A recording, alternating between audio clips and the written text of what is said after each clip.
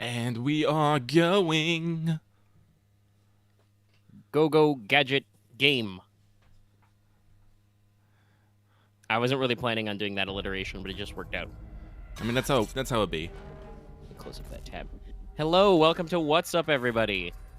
We have a special episode for you today. All kinds of things. So we can give those 4 or 5 people who tuned in right away a quick rundown of what we're planning on today. Obviously, as you can see from the intro screen, Lucky is streaming Callisto Protocol. This is, I believe, completely blind. Your first time ever booting it up. Yeah. So get a load of that, chat. I have played and beaten the Forspoken demo that released during the Game Awards, so we're going to talk about that some later, as Lucky powers through the rules of conduct and stuff. Try not to exploit any bugs on stream, Lucky. You'll get us in trouble. Listen, if I exploit a bug during stream, it's because I had no idea. You have no idea what the fuck you're doing. We're literally saying you're doing this blind. You don't know nothing. Sorry, I'm just looking at this thing, this number 6 called Shine the Light. I'm like, what? Let's see, hang on, because you have, let's see here, because this is your, yeah, these are your rights. You right to access, right to request deletion, opt out of selling, non-discrimination, right for California minors, and then 6, just shine the light. Just like, I don't know, maybe that's the name of a specific law. Laws are sometimes named weird things. Yeah, I know, let's see here. You have the right to request the categories of personalities that have a disclosed third party. Oh, okay. Basically, it's you can tell people, hey, if you shared my personal information with someone, who did you fucking share it with, or something like that. Yeah, something akin to sounds about right. That is probably indeed the name of like a law or something then. See, terms but also, obviously, the big thing is this is our show post Game Awards, which yes, I will milk for content. I will milk the content out of it. Lucky's playing Callisto Protocol for the first time on stream. He's not sure he feels about his money. I will generate the content. We will alleviate Lucky's wallet together. I'm doing, like, pumping iron gestures. I don't know why. Pump that wallet. But before we get too far in there, as Lucky continues to scroll through what rights he's signing away, I would, real quick, like to shout out our patrons before we forget.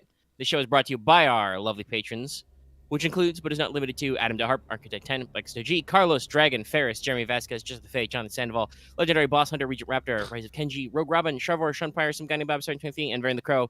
If you like what we do, want to see us do more, consider supporting us on Patreon. Thank you for your support, everybody. And if you're curious why I always say includes but is not limited to, the shout-out patrons at the start are the people who pay us loads of e-money to get verbal shout-outs and other fun times, also because they like us. End user. But yeah, so where do we want to start today, Lucky? Obviously, you're doing a little bit of setup, so we probably won't be able to talk about like how Callisto Protocol is before you get, a few minutes, hours in. I have lists of both who won what awards. There it is. Do not play the game abnormally. Yeah, it's a little weird. Don't know why there's a code of conduct in a single-player game. I guess it's I said this the other day. It is a little weird, but I guess with like the way streaming works, and to be fair, there are definitely people who will clip shit on Twitter as like, "Oh, look at this game bad," and it's just it's a bug and you're breaking the game. You're not supposed to do that kind of a thing. Well, screw these games. I'm gonna go hook up a fucking Guitar Hero fucking drum kit and play the game with that. What do you say about that, fucking craft on? No, you can't play the game abnormally. No. No. I mean, I'll at least shout out to the guys who made Callisto Protocol. I'm pretty sure they're aware. They're on top of it. They're trying to release patches. And so, as you might expect from the internet, there were apparently loads of conspiracy theories going around because there are some people at PlayStation Studios in the credits for this game. And once again, allegedly, much like Elden Ring, which you didn't see any conspiracy theories about, the PS5 version seems to run the best. Mm-hmm. The PC version of Callisto Protocol is notoriously janky. I think they've got some patches to eliminate some of the most obvious things, but there was a lot of issues with frame rate and animation stuttering and stuff in the PC release. And the Xbox release apparently isn't too much better. I think it's got the lowest Metacritic score. Mm-hmm. But people were like, "Ooh, conspiracy theory. Sony made the game bad for non-Sony." No.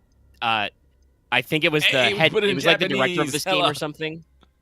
The Mandarin. director for this game or one of the other high up positions, he explicitly clarified the people in the credits under Sony helped them with some of the mocap performances for this because hey, Sony has a lot of tech for that.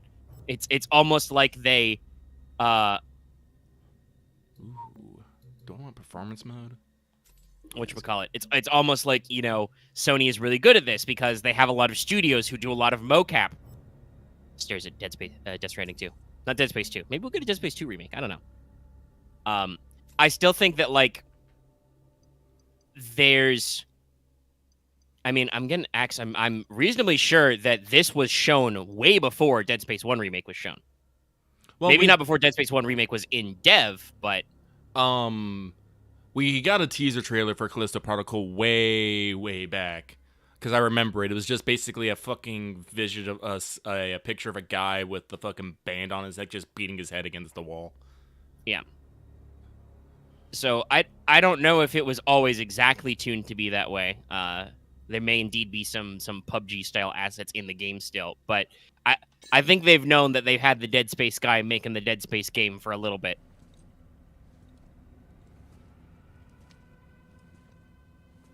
But yeah, no, that I like I said, I'll at least shout it to them for Europa Cafe, lovely branding. For at least being like, well, not so lovely branding. Those guys are all dead. Oh, Being that's like, a dead child. No conspiracy theory here. Those guys just helped us do the mocap and stuff.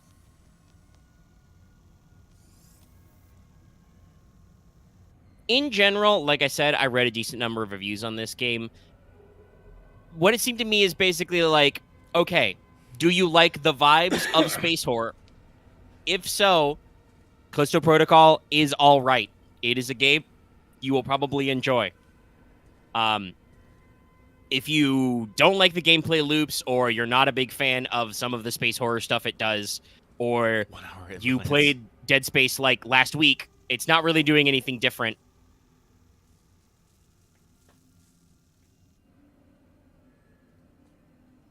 So you're not really like breaking new ground. Not that the Dead Space 1 remake is going to break new ground either. Who dat? They're at least doing interesting things. Ah, he's crazy. Ah, he's got the goop face. Why everybody got the goop face? Shocking footage from Europa. A brazen attack by the Outer Way terrorist group, led by the notorious Danny Nakamura. Space terrorism. This is Callisto Hangar Control to UJC Charon. You have cleared the security perimeter. But yeah, like I said, I have a pretty good list of all the Game of the Year awards winners and all the announcements and trailers and stuff that were there listed. So we can do this in kind of any old order. You got something to say? You're gonna keep flicking that Close thing my all day. patrons tab. I was watching that. See how things be. I'm done talking about it. Then what do you want me to say? How about thank you? Because after this job, we're never gonna have to work another day in our lives. I'm definitely seeing a lot of the motion and performance capture that they did that, you know, the Sony guys they needed for. Back and forth, Callisto to Europa, all this additional security. It's a prison moon, Max. They take their security pretty serious. And what about the attacks? How do you explain that? By the Outer Way. They've been hitting targets all over the sector for the past 6 months. Let me check the Maybe audio. yellow light in the cargo hold. That's probably nothing. Well, it's still Well, worth chat's not checking out. complaining, so Yeah. we must be doing something right.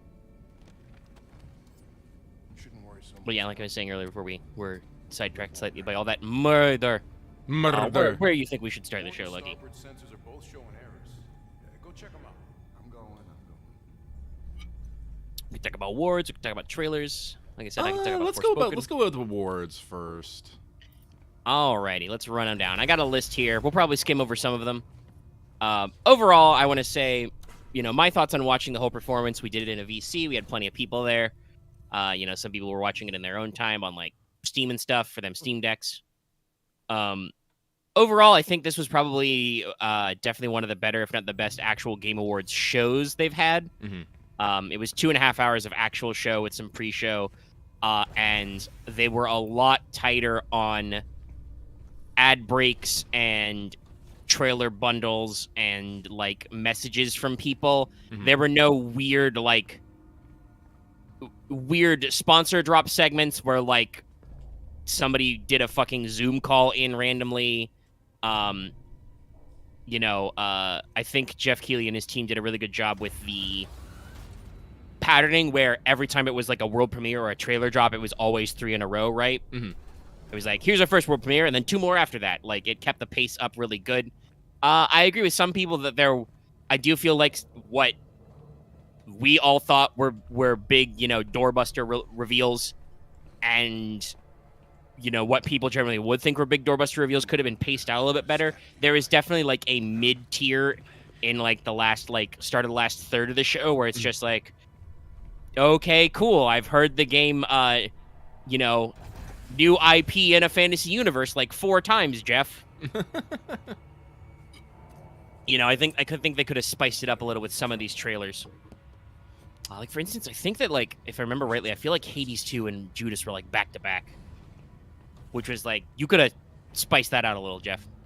And we'll be talking more about game reveals and stuff later. But overall, I think it was a good show. It was a fairly tight performance.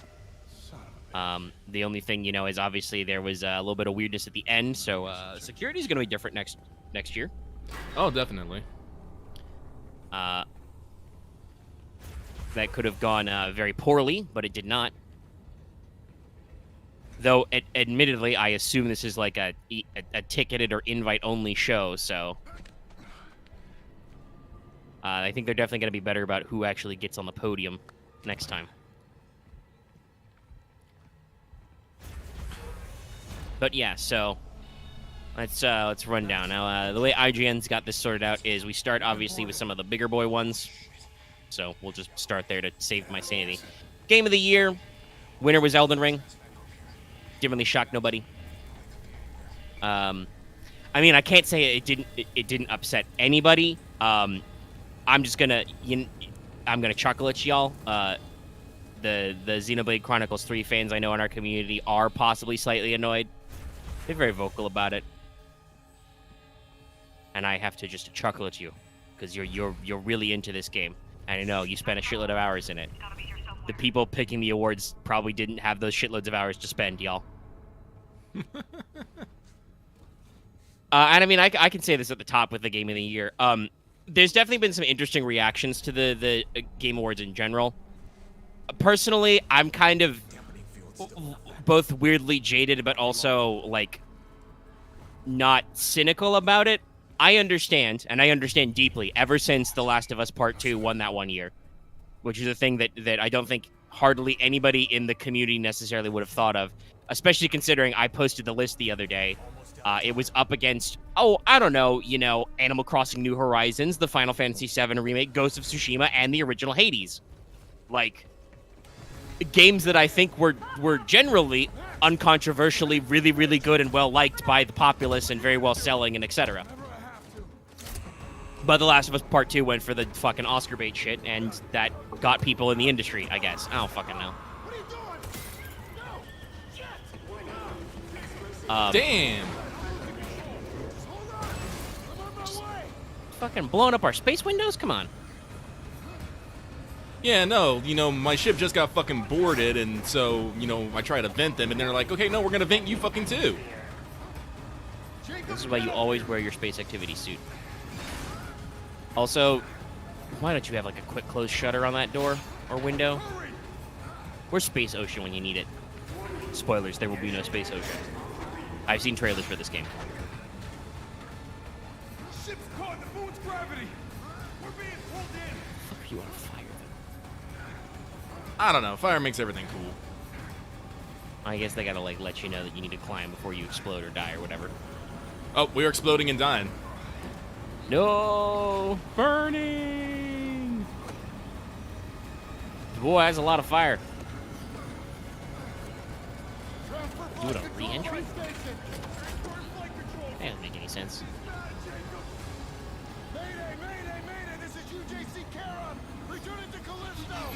I feel like this will be a first in a long line of boy howdy, where's Space Ocean when you need it? It's gonna be coming on back. But yeah, the way I understand, and if you're curious about my sourcing, I will actually say my sources. I do, follow and subscribe on YouTube to the outlet Kind of Funny. They're a YouTube brand. They're made up of a lot of guys who used to work at IGN and some other, internet video game companies like that. They are listed on the panel for the Game Awards, and they're not exactly quiet about how they went through the submission process themselves for like nominations and awards. Mm-hmm. So basically, how it works is, the VGA organization submits surveys to the outlets that are on their list, and for every category that you are picked for, and like I said before, if your outlet is not known for certain things, you may not actually be picking some of these categories. Like the Kind of Funny guys say, they weren't asked to pick any nominees for like a lot of the esports stuff. But you are given a series of picks, and you have to pick 5, otherwise your vote for nominees is not counted.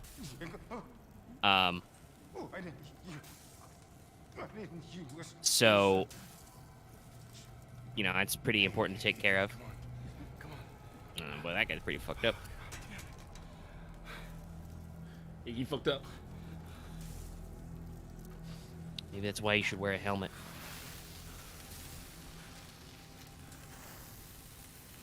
That's a fast cutter. Yeah. It's gotta be real hot. Oh, hello. One life sign detected. Continue. Oh, it's the angry robots. Black Iron Security. You the pilot? Yeah. And him? He's gone. They just need the one. Yeah, these guys cause a lot of problems. But yeah, so basically everybody submits their list of their top 5, and then I assume just whoever the most frequently occurring ones are, the VGA's like sorts it all out and puts those in the list. And then it sounds like how voting works is it's just like the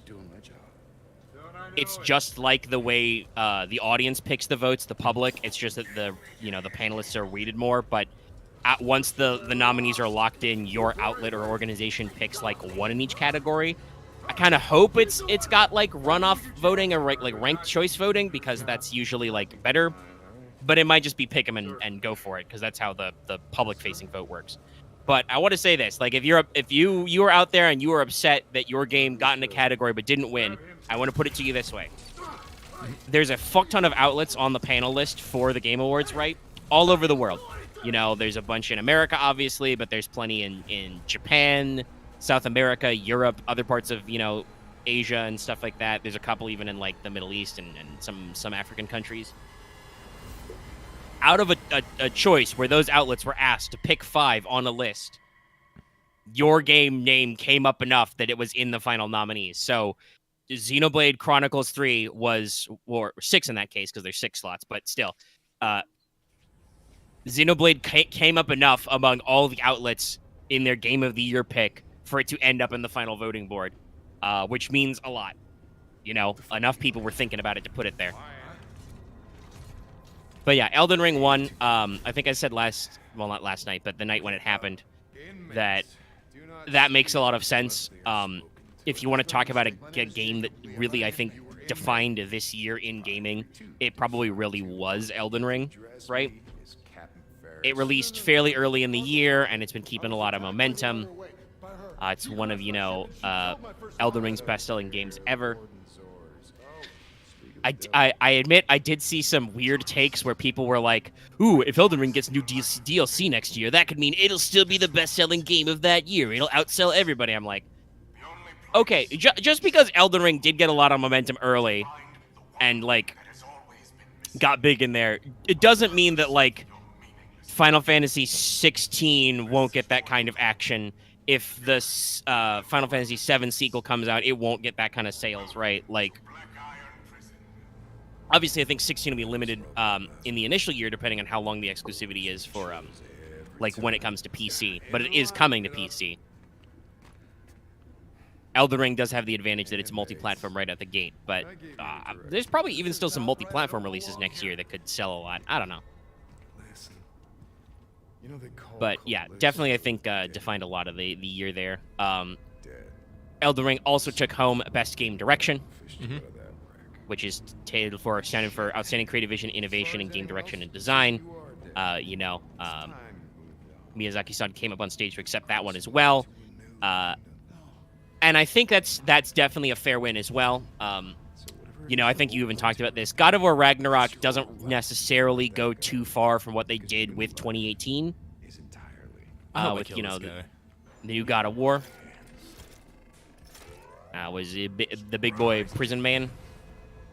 I feel like you gotta, like, squish him at some point, right? Oh, yeah.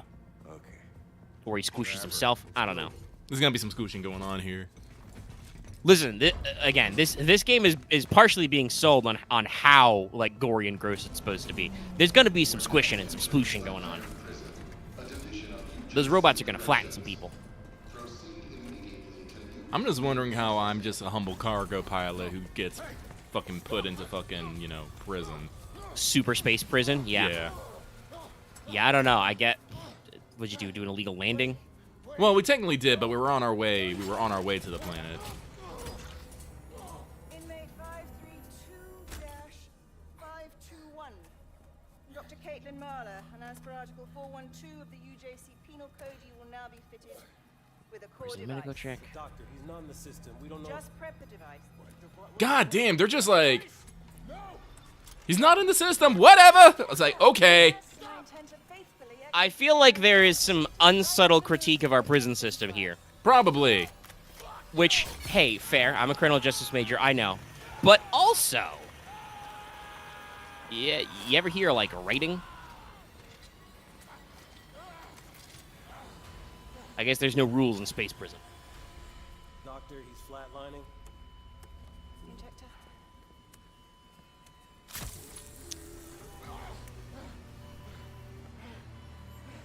Well, I mean, I'll say this. Unless they have space magic bullshit, they can't have... those hours or days you say to check things, that's way longer because light speed lag. They're on Callisto. So unless they've got a local office with all the data files around Jupiter, it's going to take a while for that transmission to go anywhere. Though I don't know what gravity's supposed to be like on Callisto. I don't know if that'll come up. Oh, now you're having the weird Dead Space-ass nightmare visions.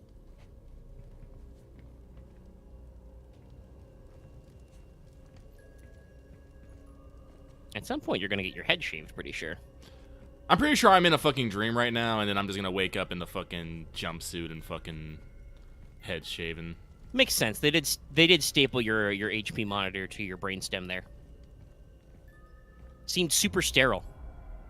There's a box!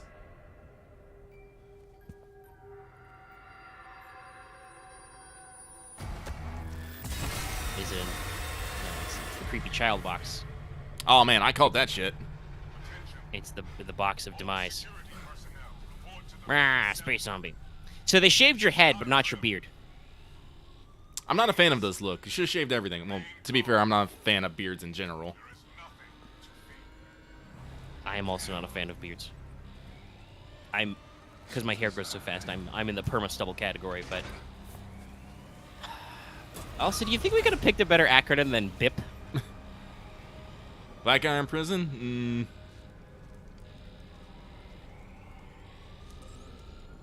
Escape. Well, it seems we're doing a bit of, Dead Space 2. Wake up! Everything's fucked. Well, you know, we need to in media res you harder. We need to hook you faster, suck you in. The pacing on this game seems pretty breakneck. I'm not really catching any of the dialogue or lore, though, so I can't talk There about that hasn't been stuff, but it much, seemed like, really. you know, terrorist attack, cargo pilot space truckers. Now you're in space trucker prison. Why are you in space trucker prison? Nobody knows. You alright, bro? He's definitely not alright. He got a very shiny bald head. Like, Hey, not you know, even you're playing this game next gen, you know? Mm-hmm. Get that ambient occlusion, get those reflection textures. You're pretty shiny, too. With all this fire, you're probably sweating up a storm. People often forget this, but fire, hot. What the fuck is going on? I don't know what the hell's going on. My ship crashed. But anyway, yeah, what I was saying was that, you said the night of the Game Awards that God of War Ragnarok isn't really doing anything different game direction-wise than God of War 2018. And having put like 4.5 hours into this man it, just gonna give me a fucking shiv? Hell yeah! Give you a shiv? Sick, brother. It's a terrible shame you're gonna get your head caved in or something. Elias, I love you already. You are now my homie for life.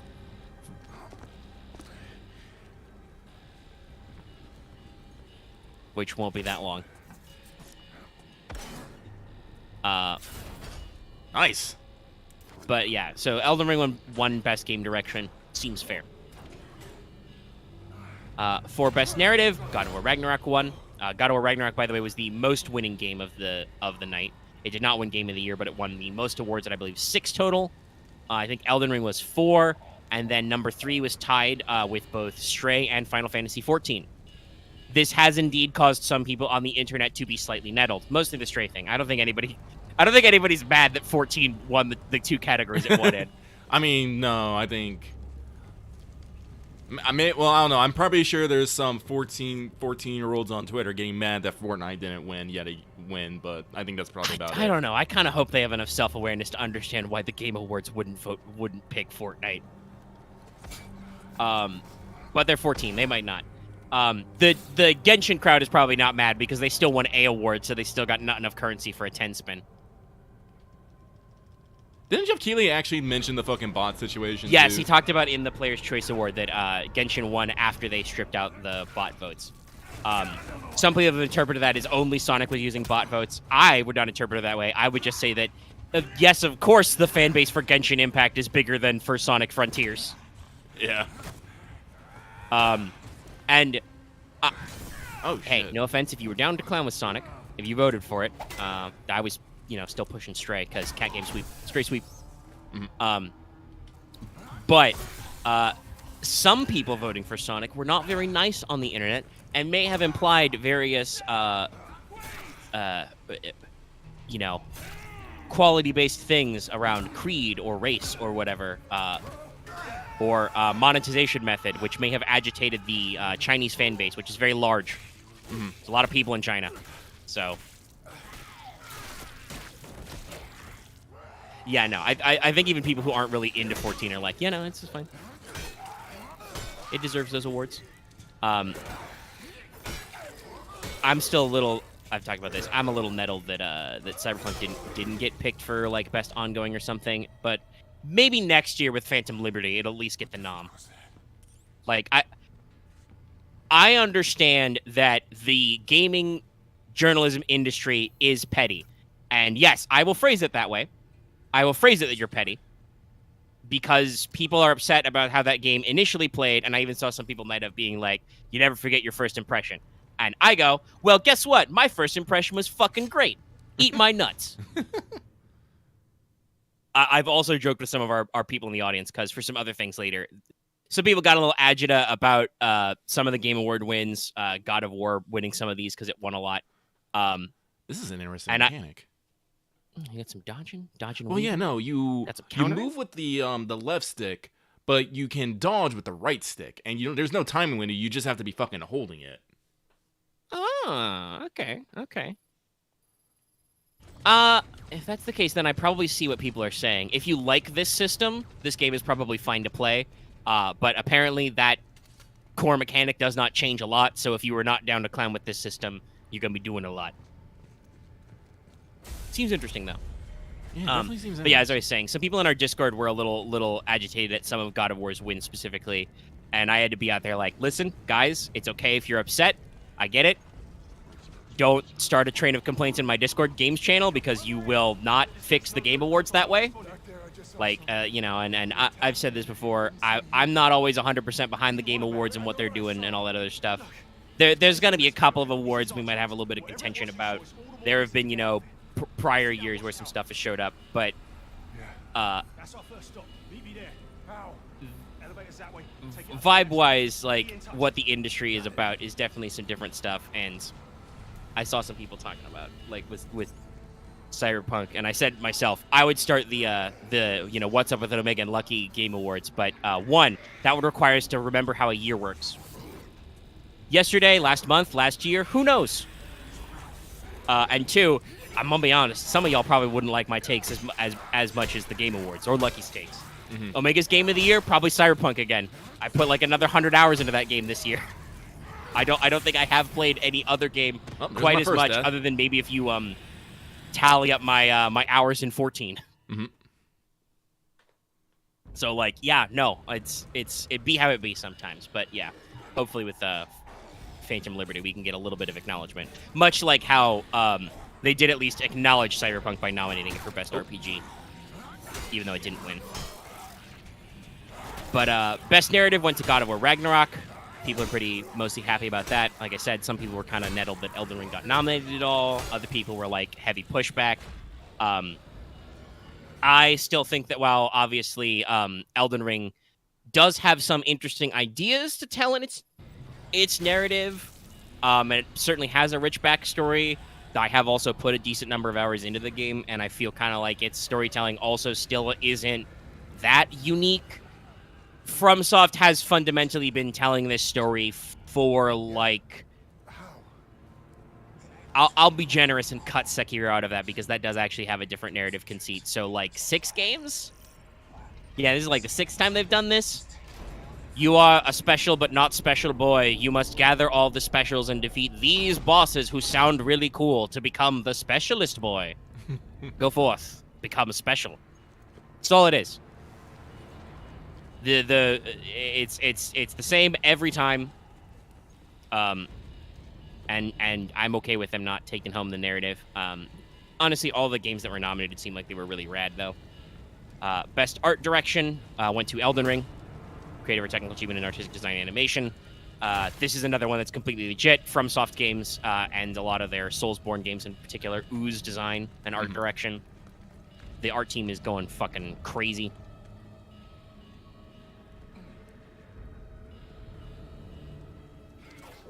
So, yeah, that's another pretty good one.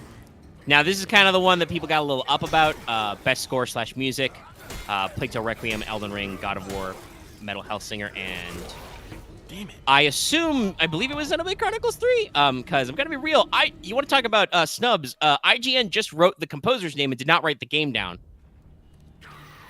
In this recap. I think it was Xenoblade Chronicles 3.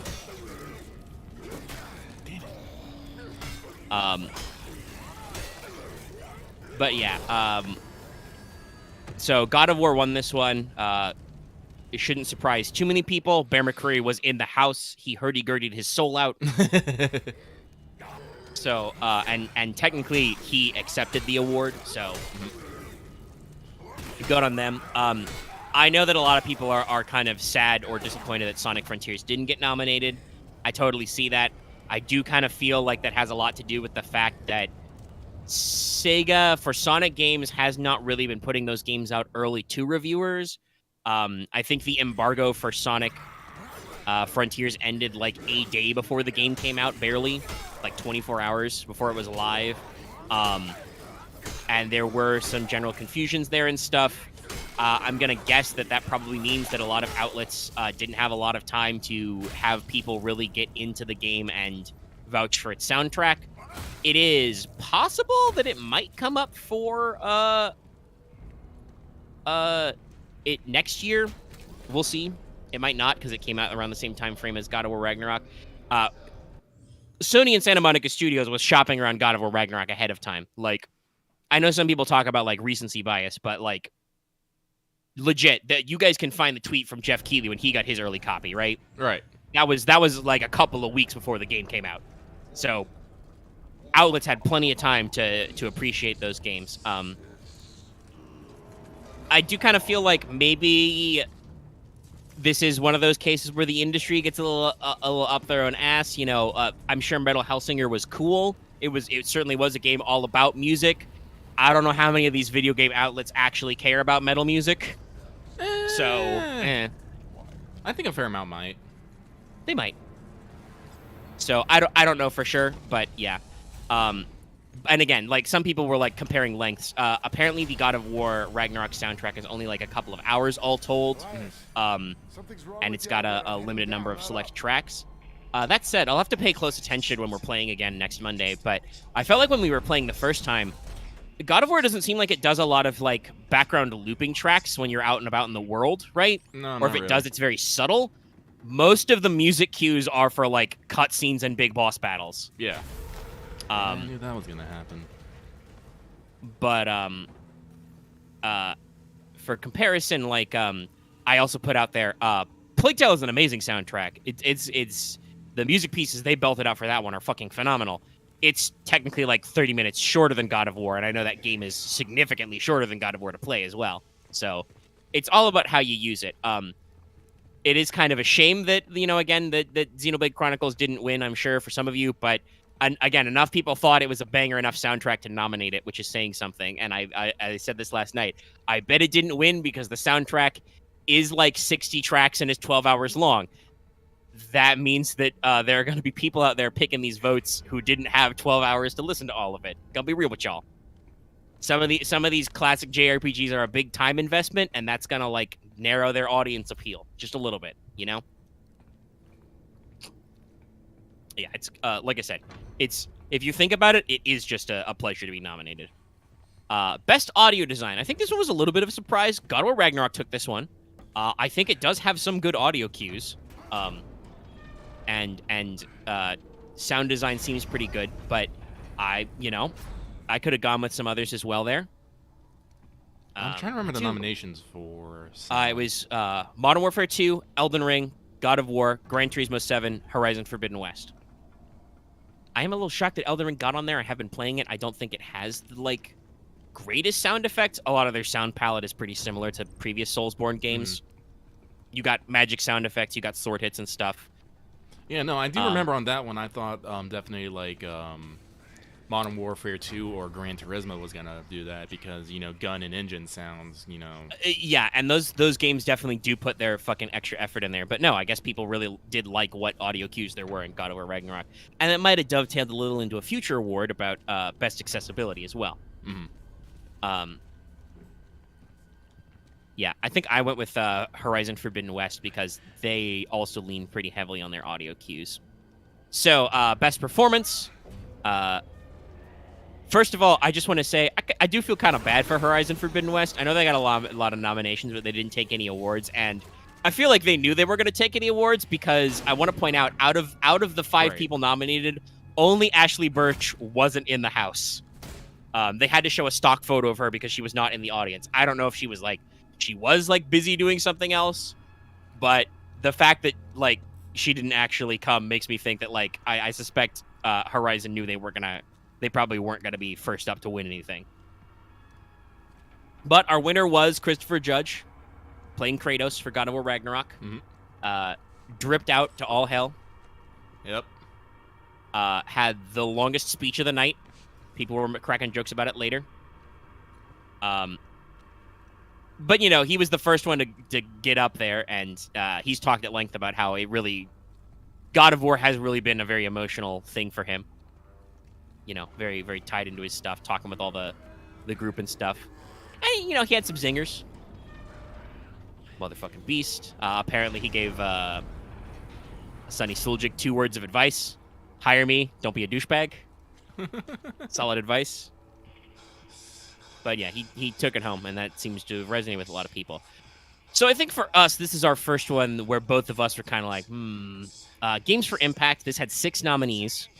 And not just us, honestly. I've heard a couple of people be a little weird on this. So the one that won was As Dusk Falls.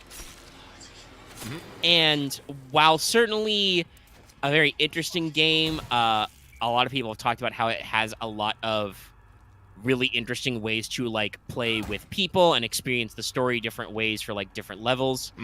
I have heard some people saying they weren't really sure it was actually like that impactful, that thought-provoking. Yeah, that's the thing I've been bugged about. It's like it seems like it's a great multiple choice kind of story, and you get to see how people act. But does that really impact you? I guess maybe it has kind of a positive tone. It seems like it's a very approachable story, but I definitely feel like a lot, even the games that I haven't played that were on this list, definitely seemed like they were hitting a little closer. And honestly, maybe that's why it won. Maybe a lot of this was like the one game on this list that panelists actually played. I was about to say, because the two that I would have picked, like I'm not even sure which I picked into them, would be Citizen Sleeper and, I Was a Teenage Exocolonist.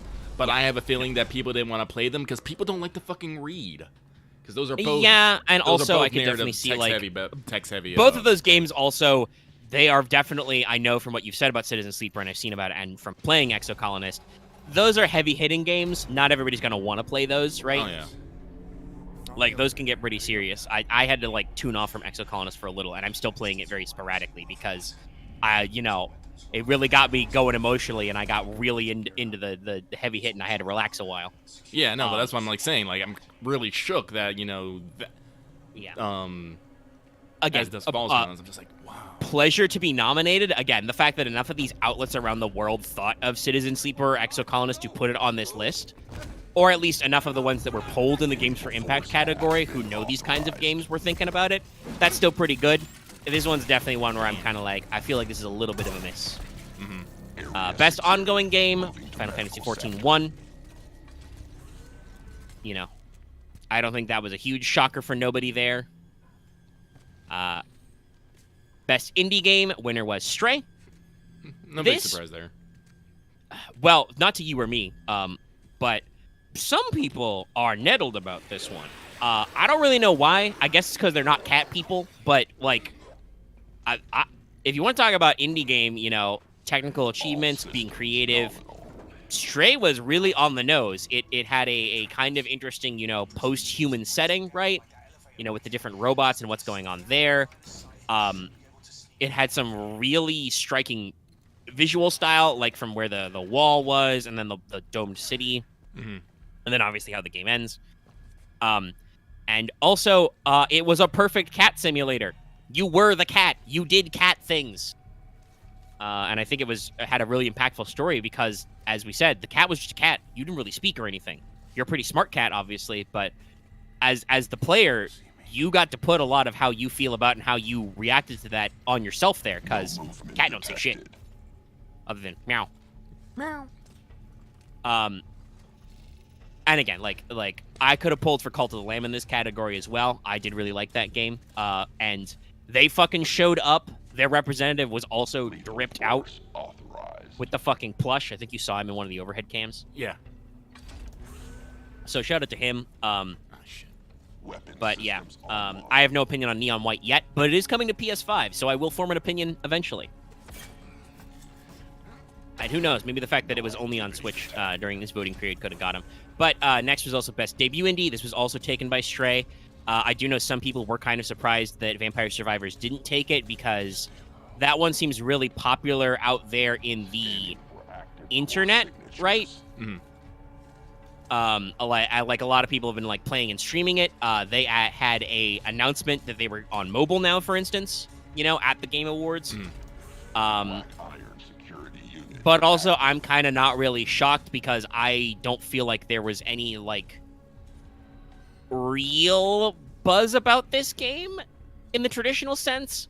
Like, obviously, some people streamed it. I saw some randos on the internet talking about it. Some people in our Discord were like, oh, yeah, Vampire Survivors, that was cool. But it didn't really seem like it had a lot of oomph behind it. Not really. I wouldn't call it oomph. It's like... Looks like I'm in the clear. Oh, wait. Is he on his way back? It also technically came... While it was still eligible, obviously, it came out late last year, technically. So it's been around quite a while as well. Still solid. Best mobile game went to Marvel Snap. I think that's probably the best result we could have gotten on here. Yeah. No offense to Genshin, but again, the game is like 2 years old. I don't know how much money Hoyoverse is handing Jeff Keighley, but I've talked about this with previous award shows. I feel like games should rotate out so we can honor them. I'm gonna be annoyed next year when Genshin Impact shows up again. I talked about this with some fans, right? I think that if the game does actually show like long-term, ongoing performance, like the updates are good, then it should be nominated for community support or ongoing game, right? Yeah. necessarily best mobile game. And it was nominated for best ongoing, but I don't think it would have, won out per se. But it was still there, and that was a valid category. But best mobile game, a little weird. Very weird to see Diablo Immortal there. I guess it made some money. And there were a couple of people on some like reaction streams and industries who were like, oh yeah, I had a good time with that game. Like, I mean, I don't know. I feel weird on our platform, like talking about games that feel bad, make people feel bad because they're associated with stuff. Like, I'm still, coming to grips with like whether or not I feel like playing Hogwarts Legacy, for instance, because of all the stuff about it, right? Mm-hmm. I feel like if you're on fucking, mainstream, like I said, it's some of the kind of funny guys. I'll call them out. They're bigger than me. I'll punch up. Like, you should not be unironically enjoying Diablo Immortal and Overwatch 2. Like, you should not be like, oh, Overwatch 2, that was great fun. Did you see that fucking launch? They had all kinds of problems. They're still Blizzard. Like, I feel like there should be, like, some gut check there. But I am glad that Diablo Immortal didn't win. I guess enough people in the industry did have a gut check. I haven't tried Marvel Snap, but I know a lot of people seem to be genuinely enjoying it. It's got some of the guys who made Hearthstone behind it. Their game director is fucking enthused as hell. He accepted the award. He had like a 4-tone suit jacket on. It was a little wild, yeah. Yeah, I've seen him in like ads for the game. He is super pumped to be here. They showed a really cool, like, specially made animated trailer featuring like all the famous Marvel universe like romances that was pretty ballin'. I've seen that played as a standalone ad, for instance. It's pretty good. You're getting fucking space leeched right now. Ugh. Yeah. All right, you got him. He exploded. I gave it a stabbing. But yeah, no, like that seems like a solid winner in there. Best community support, that was Final Fantasy XIV once again. Very solid. Seems true. Also, hey, I doubt this is why the votes hung out the way they did, but gotta be pretty cool to be Yoshi P that night. You get to show up. You get to be the last world premiere trailer for the 16 release date, and you get to go home with 2 game awards. You just get to put those in your back pocket and go home. Mm-hmm. Let's see. Best VR AR was Moss Book 2. We didn't really have any feelings about that one. Innovation and accessibility. God of War Ragnarok won that one. I do also want to shout out the sizzle reel they did for this. They did a great job of this year showing us what those games did that makes them accessible. Like, As Dusk Falls has a lot of different like controller configurations and different ways to interact with the game. Return to Monkey Island straight up has like a telling you where to go next feature. God of War Ragnarok has all kinds of shit. And Sony be throwing money at this one. Best action game was won by Bayonetta 3. I'm not really surprised. I know some people were a little surprised. I was watching Kind of Funny React Live, and some people they yelled out, Bayonetta fans don't like Bayonetta 3, which is wrong, by the way. People don't like the ending of the game. I feel like everybody I've talked to is like, everything up to the ending, really good. The ending got me kind of shaky hand gesture, but everything else was good. And I'm like, but yeah, I'm not really super shocked about that one. I haven't had a chance to like play any of the fucking games on this list, so I haven't got no dog in the race, but this is good. Best action adventure did go to God of War Ragnarok.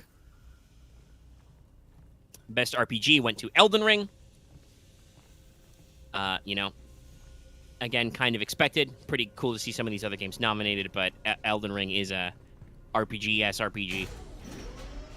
And people do be about it. Best fighting game went to Multiversus. I'm kind of sad. I want to recognize that when JoJo's Bizarre Adventure was listed out, the crowd was pretty hype about it. But, Multiversus won. It had that broad appeal. For best family game, Kirby and the Forgotten Land won. Again, kind of to be expected. The family game category is a little weird. You can technically multiplayer Kirby So I guess it works out, but it's still a little unusual. But you know, we gotta give credit where credit's due. Best sport racing game actually went to Gran Turismo 7. Mm-hmm. I think a little people were kind of surprised by that, but you know, hey, good on them. Okay, now I gotta fucking. Best sim strategy game went to Mario plus Rabbids. Kind of interesting, but I do want to say that I kind of feel like some of these other games in here were had some controversial stuff going on. I know Total War Warhammer 3 had some problems in some of its launching and some of its content updates. Victoria 3 had a little bit of a contentious and buggy start when it launched this year. So Mario plus Rabbids, you know, seems to have a little bit of a broader catch-all for the audience. Easier to get into.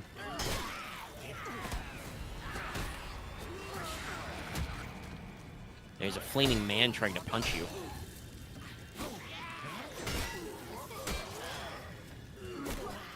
Ah, son of a bitch.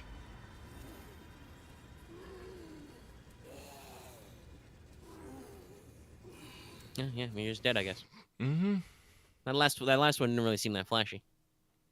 Well, I'm actually like, well, no, I'm at like 3/4 health, I want to say. But, you know, I do the swing, and then I go oof, and then I go with the boom, and then he's gonna come in. I'm gonna be like whoosh, and then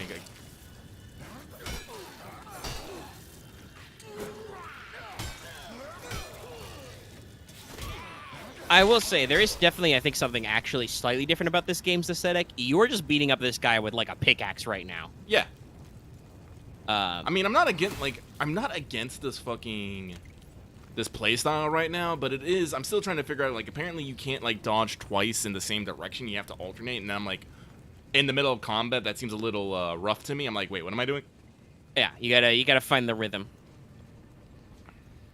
Also, But, I have no idea where the fuck I'm going. I'm supposed to be getting out of here finding stuff. I'm like, I don't know. They've missed the most cool thing about Dead Space, the line. The magic line. It's very helpful. Oh, well, there's security control. I think that's where I do need to go. But I want to go explore more because there was more fucking shit around here. If it'll let me. It might not let me. It's like, I'm going to get more than fucking 8 hours out of this goddamn game.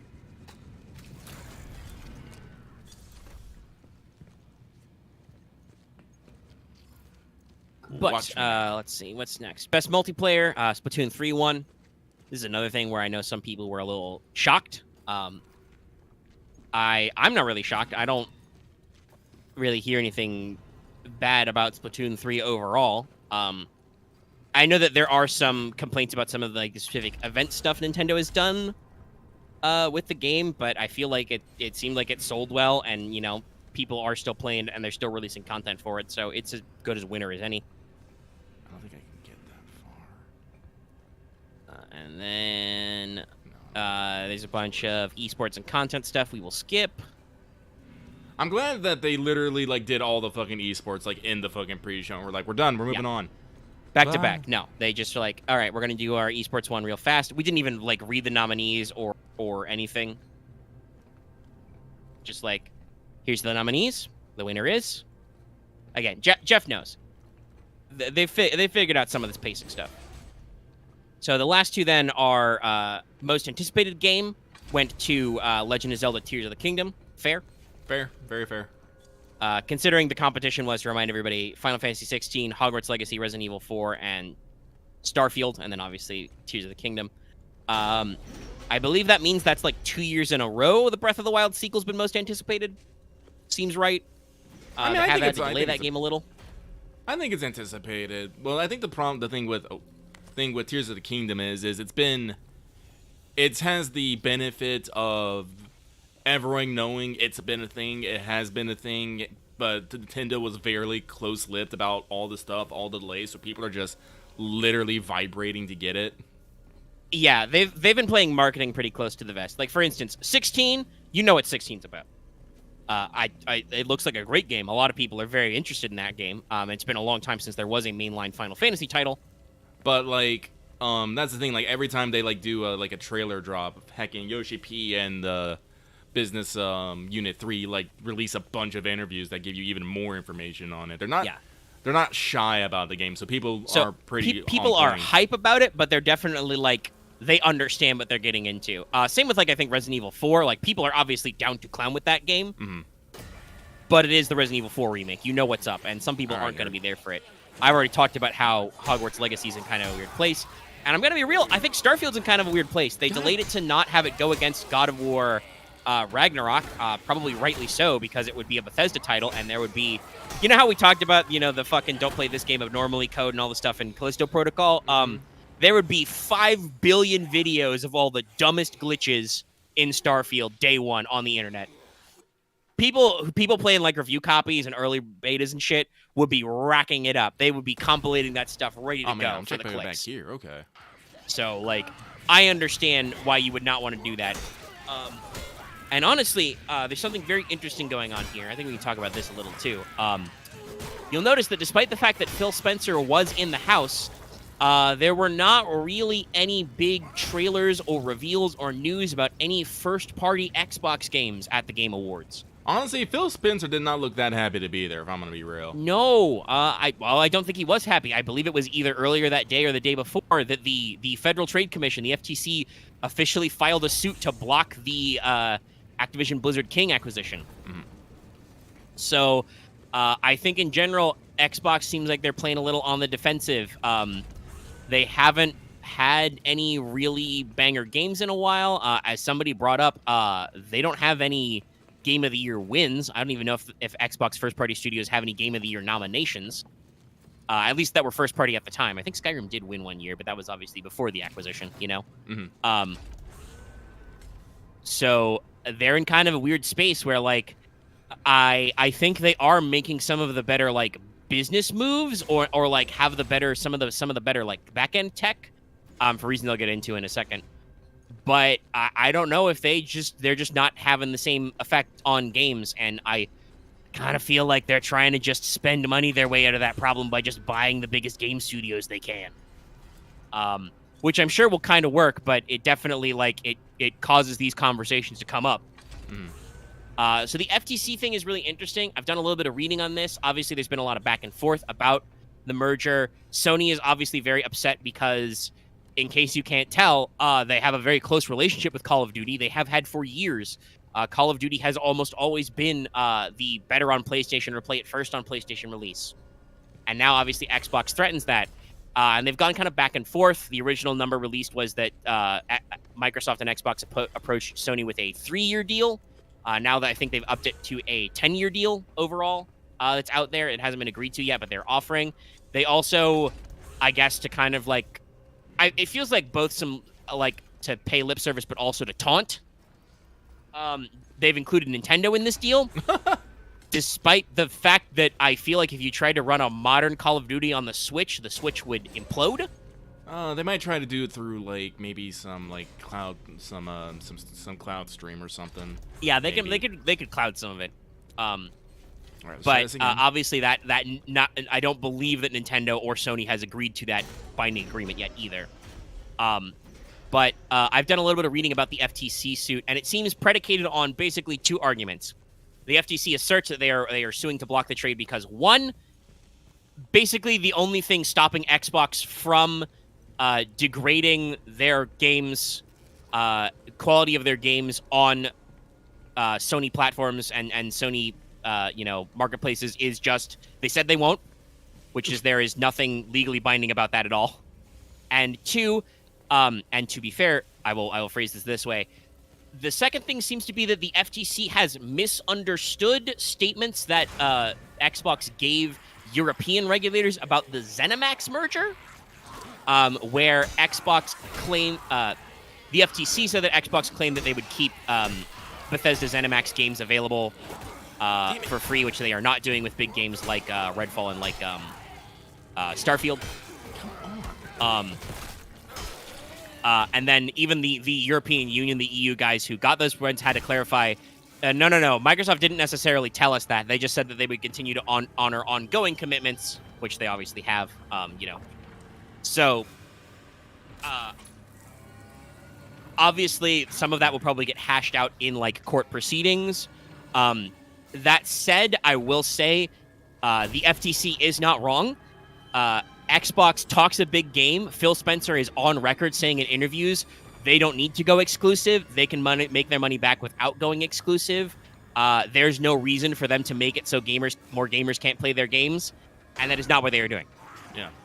They are making first-party titles that are exclusive to Xbox and PC. So like, there's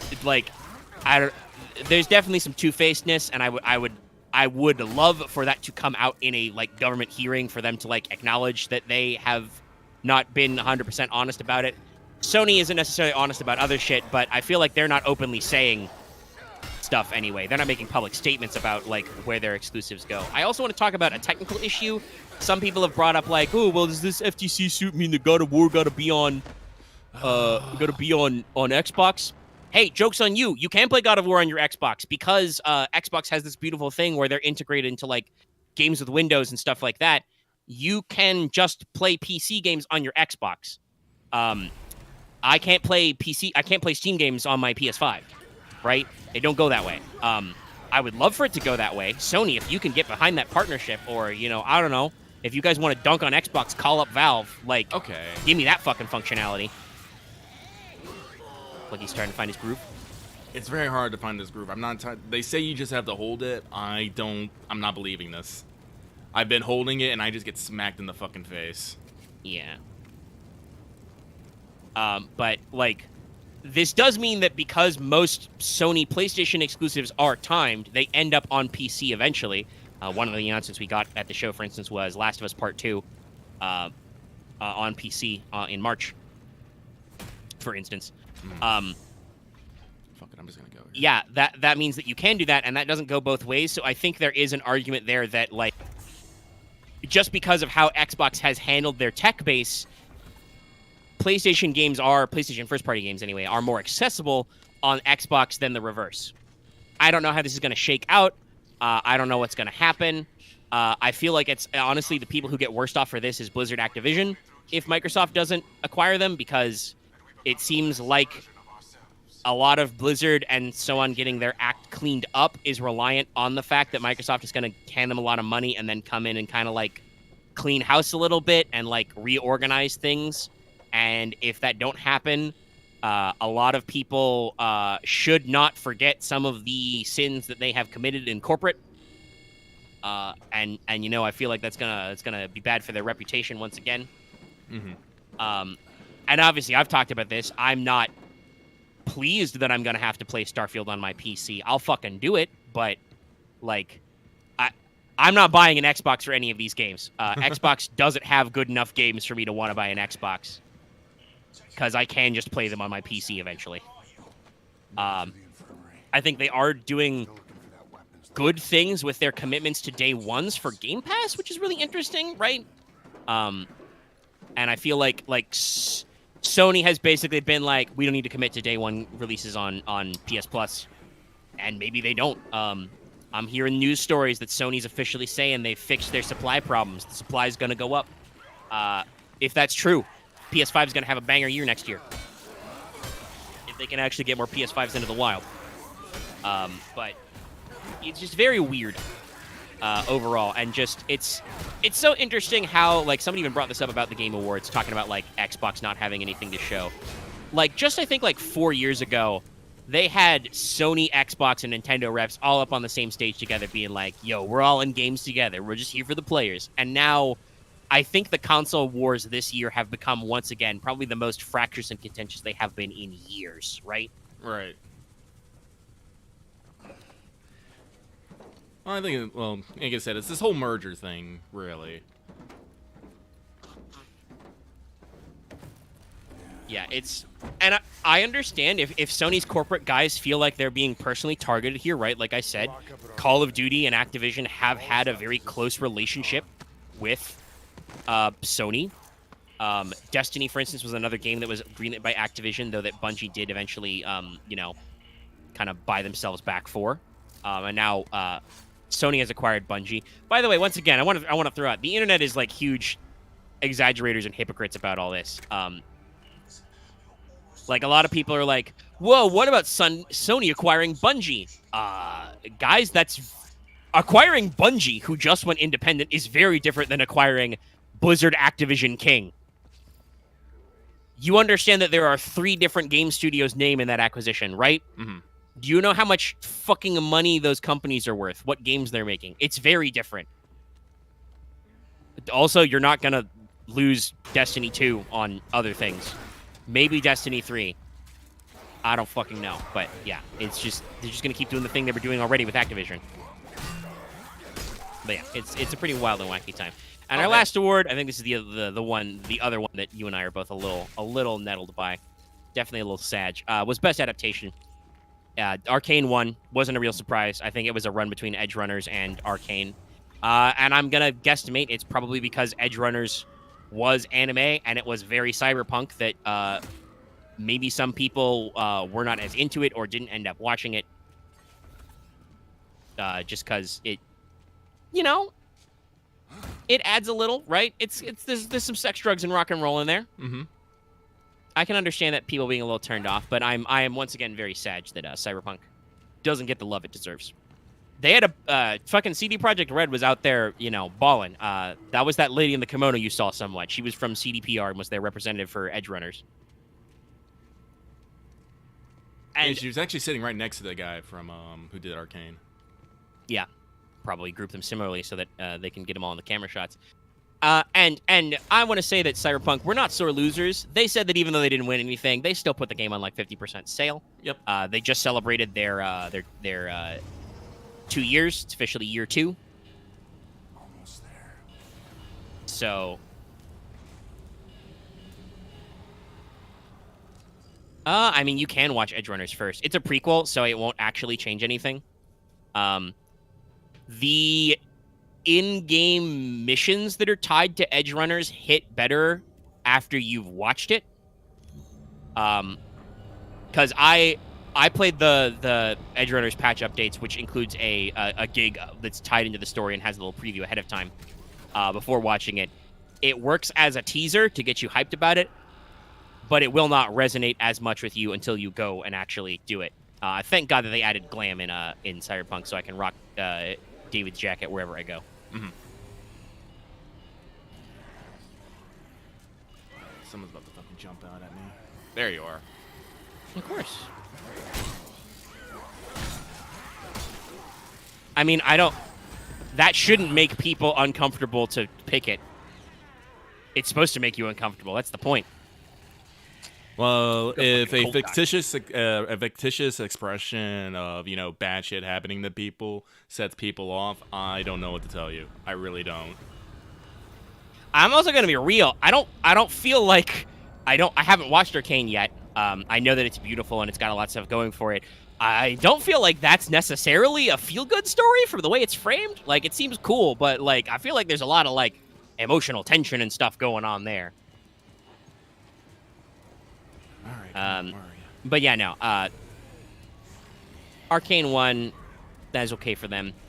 Oh shit. Is all right. I would prefer it if Cyberpunk won, but they at least this category was, I believe, brand new for this year, and Edge Runners did get nominated.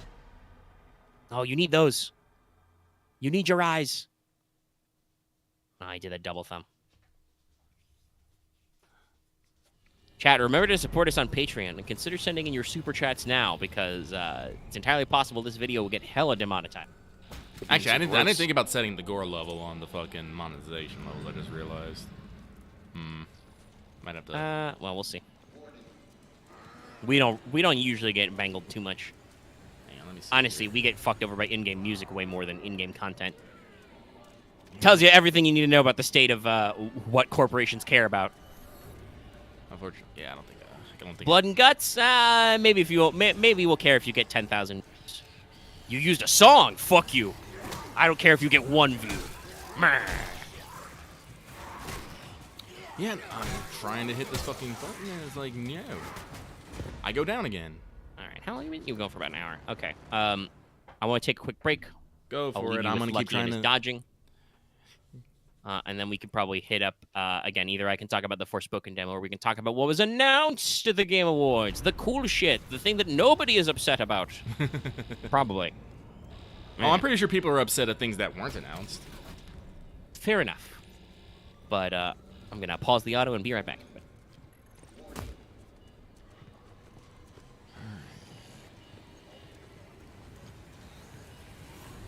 All right, mate, come at me.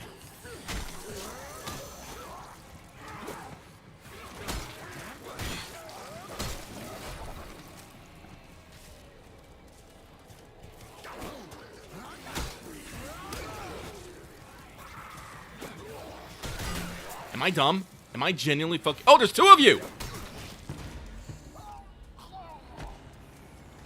Okay.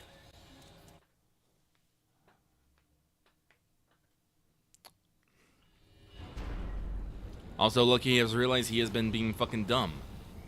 I've been trying to dodge with the right stick and, not the left stick. Apparently, I'm supposed to be using the left stick.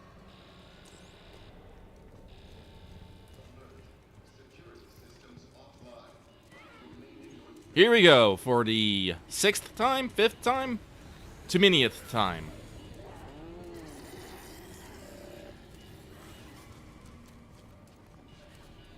Alright, you come here. Oh. That was a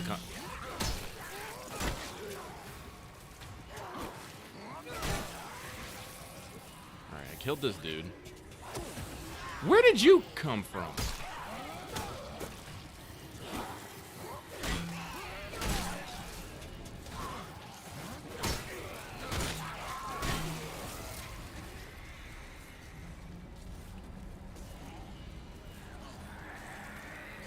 Shit, here comes another. Oh, here comes 2 of them!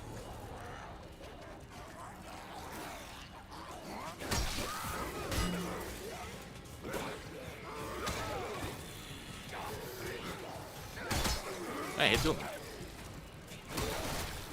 Oh, that was my face! Maybe I should go into that with a bit of health.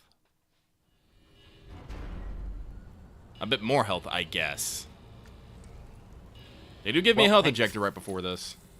Yeah, and you the one playing the game. You've been playing for about an hour. How you feeling? I know some of the combat seem a little... Okay, well, I realized something I was doing wrong with the combat. I was dodging with the wrong button. Ah, okay. You dodge with the movement button. I thought you dodged with the camera button. So I've been killing them more often, but still, I'm still getting a little beat here. Because they're now starting to throw, like, multiple enemies at me, and I'm just like, I don't know how I feel about this, y'all. I'm gonna go this way, actually. I don't know if this is the way I need to get. Like, again, I am troubled at the lack of objective markers here. Yes. All right, come at me, mate. Hold on a second. I'll just freak out a little bit there. They keep. Alright, got you. What you got on you? Health gel, thank you. You get some big meaty follow-up hits. Yeah, no, like, I'm gonna say, like, now that I'm a little better at it, melee combat ain't as fucking bad, but it's still a goddamn... It's interesting, because sometimes, like, when I, like, get the dodge and I'm going for the swing, they'll just immediately hit me back. So I'm just like... There's some back and forth there. Also, we did lose a little pinch of audio there. Not exactly sure where, but it was just like a couple of seconds. There's gonna be like 3 more back dudes up, and around it is here going somewhere, through. and I'm getting a little weirded out by this. Or is there not? Are they just gonna... Oh, well, here he comes, and I'm gonna hit him when he gets hurt. And then he's gonna swing, and nope, he's gonna go back over. He's like, no, fuck you. Man, I didn't like that. Okay, here comes this nerd. And you've been playing for, like I said, about an hour, which it may be as much as an eighth of the game. I've been kind of paying attention here and there, but it does actually seem kind of like there isn't really a lot of mechanics other than hitting people with blunt objects so far. I have seen gameplay footage of, you know, using guns and stuff. God damn it, I hate that so much.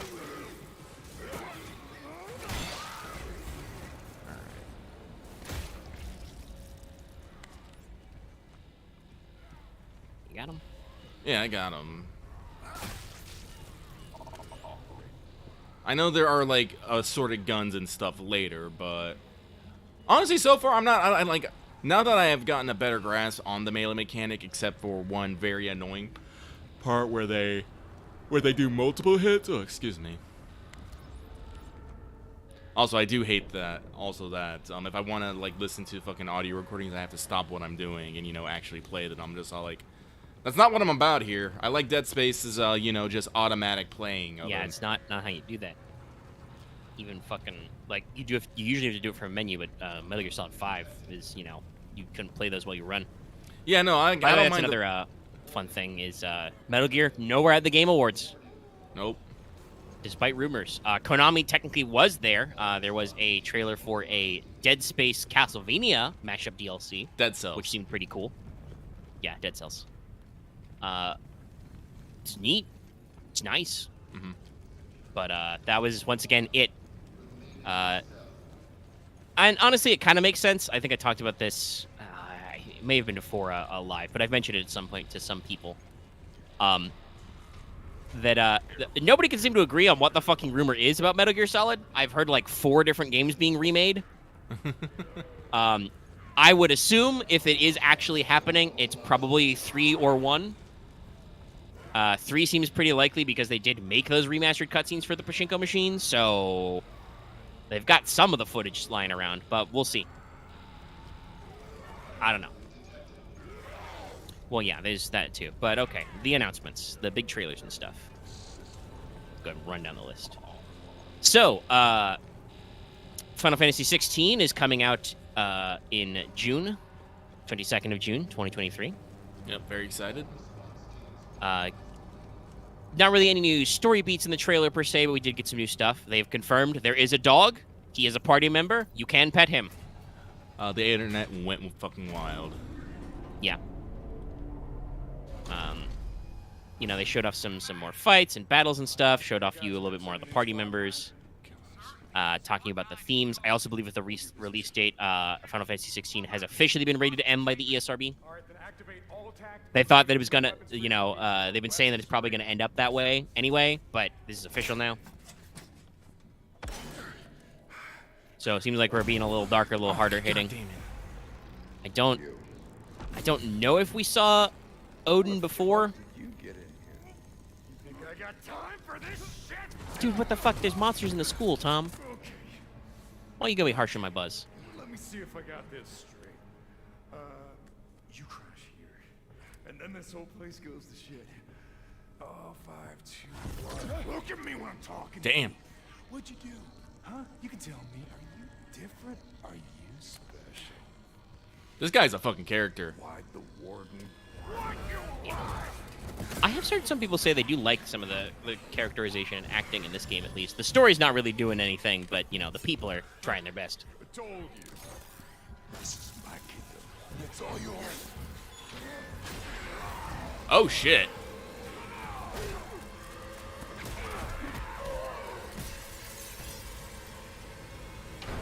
That was a move. Smart move. Now we fucking leave. Leave his ass. So was Ferris. What you mean? He was there. Those things killed him. Yeah, I definitely feel like we learned maybe some of the wrong lessons from Dead Space here. I'm just now paying attention to the fact that you're basically no HUD. Yeah. Once again, everything is diegetic, but the only thing you have is your health marker Yeah. and some hovering icons. Like I said, once I get like a gun at some point, I think it'll be. But yeah, 16 looks good. I'm excited about it. Yoshi P stood up on stage. He delivered the whole spiel in English. Walked on stage, walked home. Mhm. I think then one of our biggest for the night, obviously another big one. And if no, this isn't in reverse order. It's just whatever order they decided on. I'm once again cribbing from an IGN article, just because it's easier than writing my own list.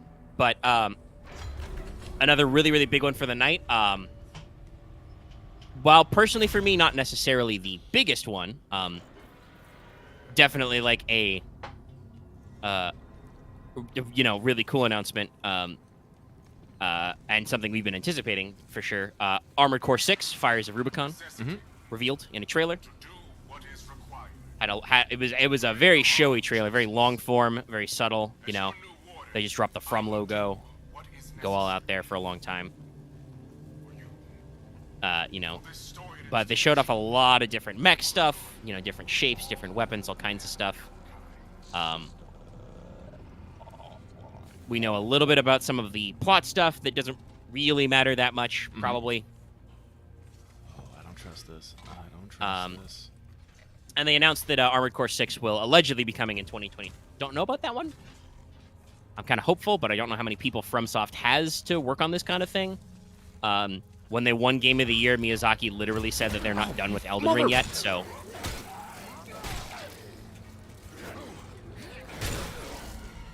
Yeah, you'll see this hit in a second, but yeah, I'm getting a lot of simultaneous hits, and it's a fucking... Yeah. It's a fucking pain. No, it doesn't seem like it's a thing that you win. I also saw before when you open the door and there's just a guy standing there to backhand you. Yeah, it's just like... This game seems predicated on you will die a lot, and sometimes I feel like there's nothing you can do about it. You just have to get up, brush off the blood off your pants, and go again. Yeah, I wonder if some of that is not, maybe intentional is the wrong word, but just some of that is just allowed because they understand that the core gameplay content is not that long. So they're just like, yeah, it takes you how it takes you. Yeah, I guess I just if gotta... you're really goo, you can beat it faster. If not, whatever, you die, you just go again.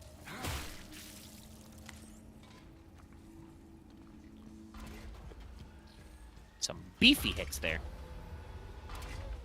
I guess you just stomp for items? Yeah, no, that's literally what you do. Yeah, I feel like we installed the stomp just because we felt we had to. Yeah, I don't think I've ever really knocked anyone down on the ground.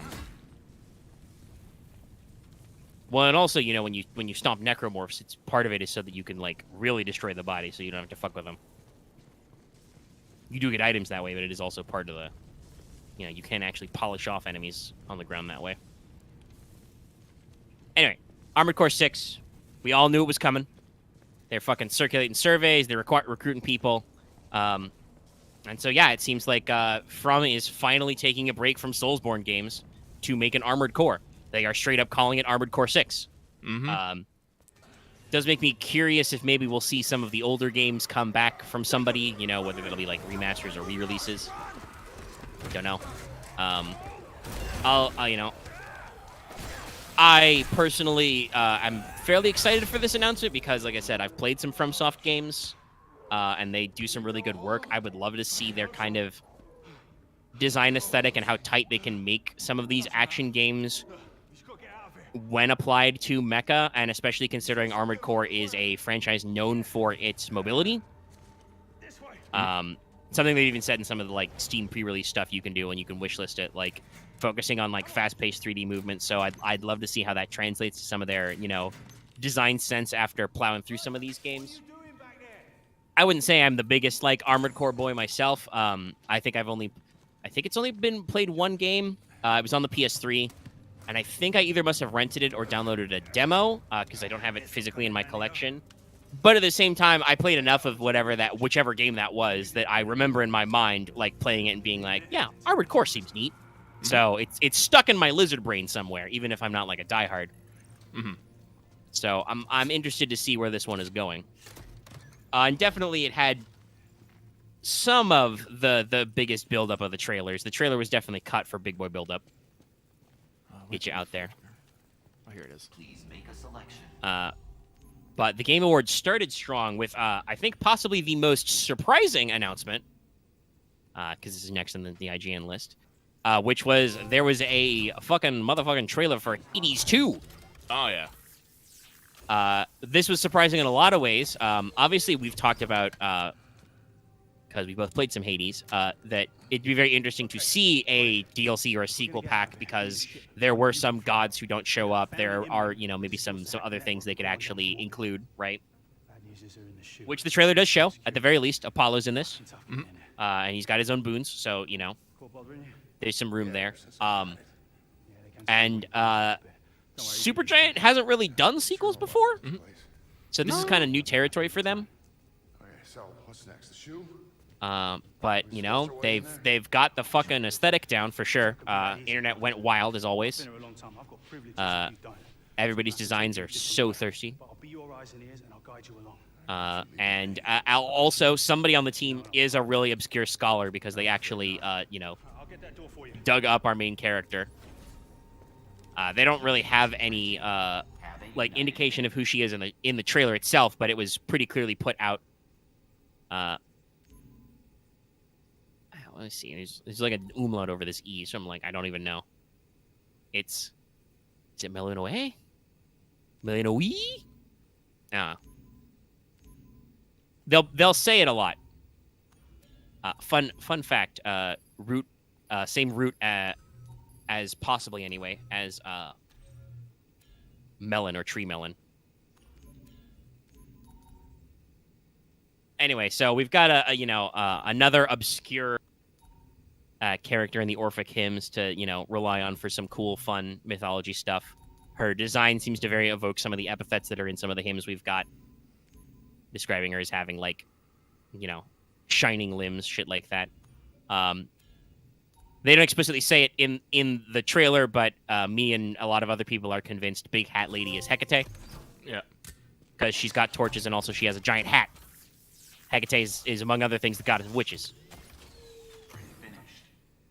But it seems pretty cool. Looks like they're doing, different environments. We've got some kind of different stakes involved, it seems like. Might be involving with the Kronos, the Time Boy. And certainly, Melon here has the Adamant Sickle, which is pretty interesting. But it was just a really bitchin' trailer. They busted out the fucking music. Hades has a banger OST, very high quality.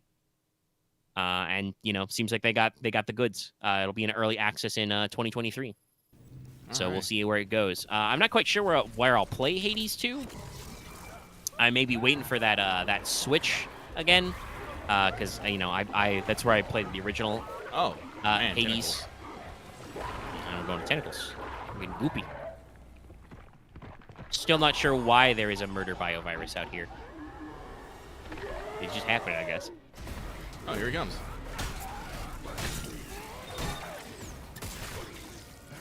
That's an interesting system.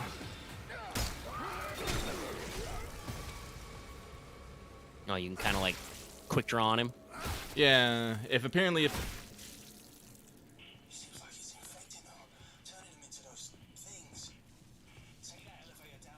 squished him good. Can I squish that? Is there anything in there? No? Okay.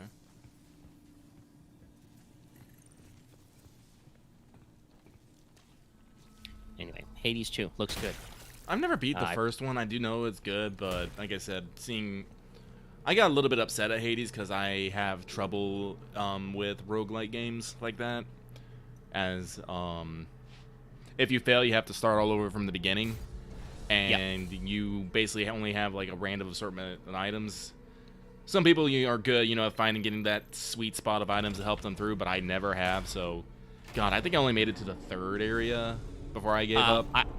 I would say to try, and you may have played it before this feature is something they added later. They call it quote-unquote God mode. Every time you die, you get 1% damage reduction up to 50%. Oh. So I have definitely done quite a few runs with that turned on, and it means that eventually you hit a point where you kind of hit your comfort level playing the game. But other than that, yeah, it's just you do get to do a couple of loops just to get access to all the stuff, but eventually all the weapons do get unlocked. So you can, kind of pick your favorite builds. The game tries to get you to change up by doing challenges, but it's optional. I've had a lot of fun with it. I'm very interested to see how they'll kind of carry that forward with a sequel as well. But another one, probably a pretty big pull for me. So Ken Levine, creator of BioShock, working with a new studio now, because the guys who were making BioShock don't exist anymore. The actual studio got shuttered and their name got bought out. But he's been working on a game for a while, and it has gotten its first trailer and name. It is called Judas. It's aiming to be another, narrative-driven single-player first-person shooter. This one seems a little more spacey than some of the others, but it's definitely still in that BioShock, weird FPS style. We were kind of talking about this a little during the game show. There's definitely a divide between, military-ass shooters, even if they're very arcadey, like a Call of Duty, like what you're capable of doing, and then the space where we put, BioShock, Prey, Dishonored, got it, Deathloop, that kind of stuff. Judas is definitely in that respect. Oh, yeah. But the aesthetic looks pretty cool. They've got some interesting stuff going on. There definitely seems to be a little bit of an interesting pickup there. It's called Judas. The character narrating the trailer is some people say I deserve this. You know what? They're right. The trailer ends with the tagline, "Fix what you broke." Yep. So, definitely seems like there might be some interesting narrative choices going on there. Got a lot of creative designs. Looks pretty cool. I'll check it out. I know some people on the internet were like, Lamau, the man leaves for 8 years and just makes BioShock again. And I'm like, you know what? Fuck you, internet. I'll play BioShock 4. You can't stop me. Yeah, no, I mean, that's... What do you expect? What do you expect out of the man? Differently. I expect, it does look like there is some different setting stuff here. There may be some different mechanics. I mean, we went from, BioShock Underneath the Sea to BioShock in the Sky. Now we're going to BioShock in Space. We're doing at least iteration and location and story, probably. I got the vibe from the trailer and some of the gameplay they showed that, some of these characters they show off are, they said, for instance, you have to... Yeah, it says your only hope for survival is to make or break alliances with your worst enemies. So it seems like there will be actually, choices where you can ally with these different weird characters you meet and, use them for support or turn against them and stuff. And that is kind of something that BioShock hasn't done. Yes, the original BioShock has, an ending choice thing that you do. But that's very telegraphed and very obviously good ending or bad ending. I don't know, did you eat any babies on your quest? No? Okay, good ending. Yay. If anything, in fact, a major point of the game of BioShock is about your lack of choice and just commentary on the general assumptions of video game objectives. Would you kindly? Shit like that.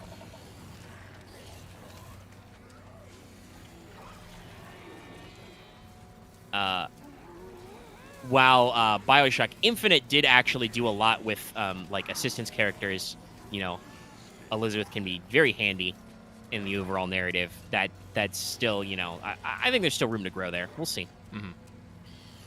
Looks neat. Unfortunately, Judas is bumped to probably my number 4 out of my top 3 new game announcements under Armored Core and Hades 2 by the next one in IGN's list. DS2 is officially announced. Working title. Yes. This has been clarified several times. It is either DS2 or Death Stranding 2, and they even show it off at the Game Awards as DS2. But Hideo motherfucking Kojima, he's back. You didn't get off his wild ride.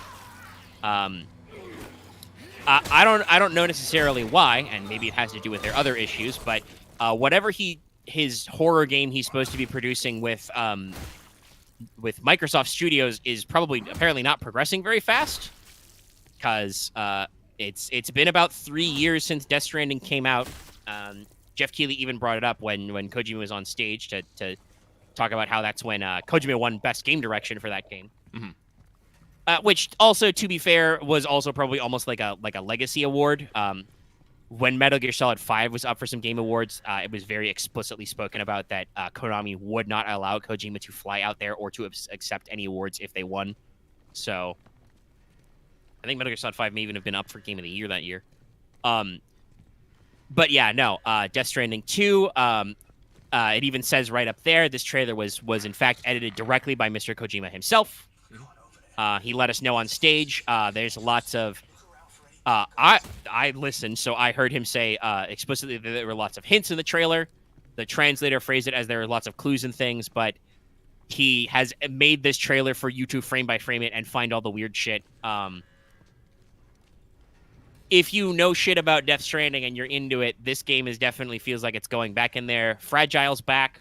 There's a baby. Sam's back, but he's got like old man hair now. Fragile has a giant floating Metal Gear ship. You know, we're no longer Bridges. We're now Dawn Bridge, so it seems like we're doing some other interesting things there. Troy Baker is back. He performed that performance of BB's song. Shout out to Troy Baker, man of many talents. And presumably is going to be our red mask guitar-wielding villain man, who is probably not Higgs, but could be Higgs. I don't fucking know.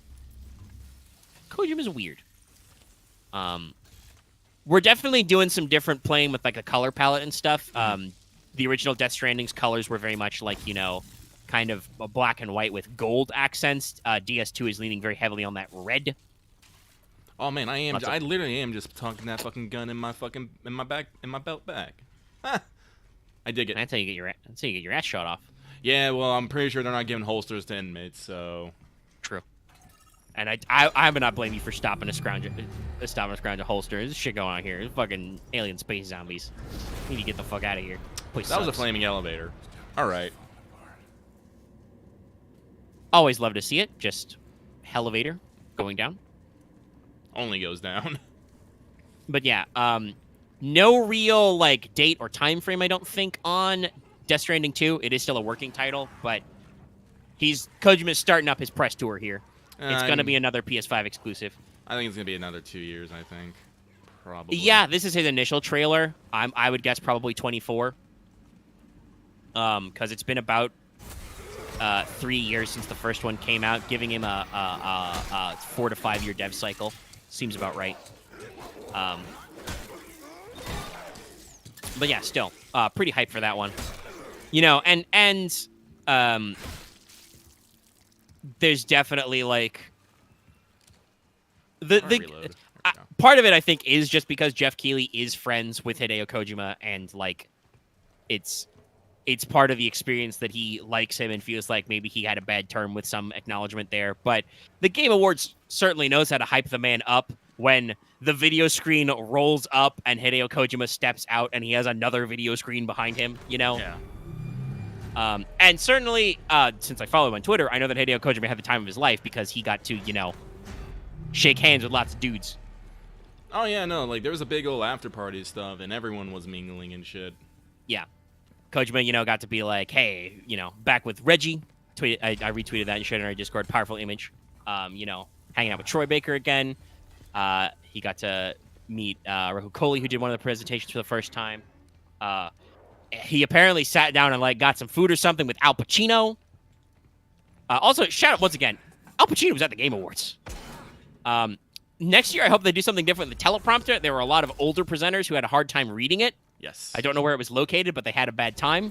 But still, fucking Al Pacino gave the award for Best Actor, Best Performance. And you know what? I believe him when he says that, like, you know, he said, like, I'm surprised I'm here, but, you know, I try to do new things. I don't play a lot of video games, obviously, but I've seen my kids play video games. And I'm sure that he knows, right, like, for instance, this was talking about a different story. Norman Reedus was down to clown with joining a Hideo Kojima game presentation when he saw the Game Awards, like, how they treat Kojima as, like, a big deal guy, right? Oh, yeah, So no, like, man, I remember this that guy's story about, he watched, trailer and realized that Hideo Kojima to these people was basically a fucking god. I think that's yeah, I mean, there was that one year where he, you know, ascended from a pillar of light down a set of stairs. I think that was just the year where he's like, I'm back. Yeah, no, that was the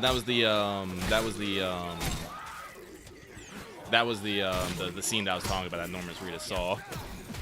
And Reedus was like, damn, they love this guy. Like, and Hideo Kojima loves movies and TV and actors, so, like, I wouldn't be surprised if some of these guys didn't catch on, you know. And I think the ideas of some of the people in the industry are changing. Christopher Judge talked about this in his speech, where, you know, he said he was kind of, not really in a bad way, but he was definitely, you know, looking around town for work. Didn't really have anything in his prospects when he got picked up for God of War, and even says if they'd told him it was a video game right away, he might not even have picked it. Mm-hmm. He said that he was the last dude in LA to read for it. Which I would take, by the way. You could spin that as, well, obviously that's because you got it, so they knew you was it when you auditioned.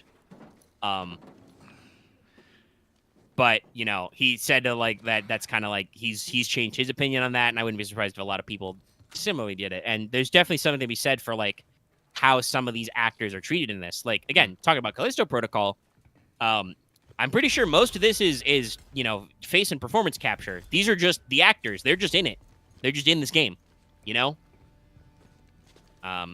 So, and definitely some of them are very heavily featured by the marketing and stuff. You were actually, I guess you'd never seen Cameron Monaghan before, but he came out to do a talk about the new Jedi Survivor trailer, and you're like, oh, wow, he really just Cal Kestis. And I'm like, yeah, no, it's just, I think it's all performance capture. They just digitized him. So, like, you know, he's front and center.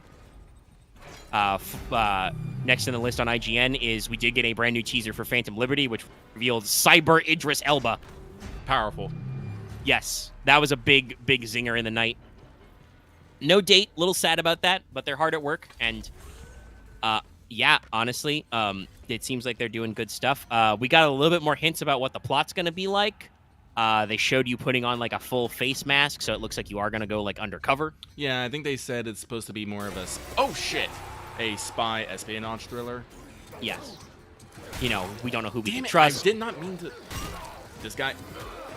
But Don't- and you Not caught my this, eyes. and I caught it watching it later. They did put a couple of stealth hints at some of the systems they've talked about improving in the game. Mhm. There were new shots of combat in vehicles where it looked like you were firing your gun without actually getting out of your window like you normally do for the scripted segments. Mhm. And also there was definitely some new melee animations in there. There's at least one new new melee finisher with mantis blades. That is all stuff that people have data mined as, like, having, like, markers in it that aren't in the game yet, or other content that should be upcoming and they've discussed.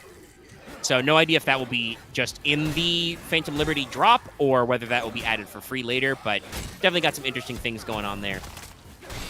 And also, of course, well, obviously, you know, Idris Elba's the new hotness. They showed him off.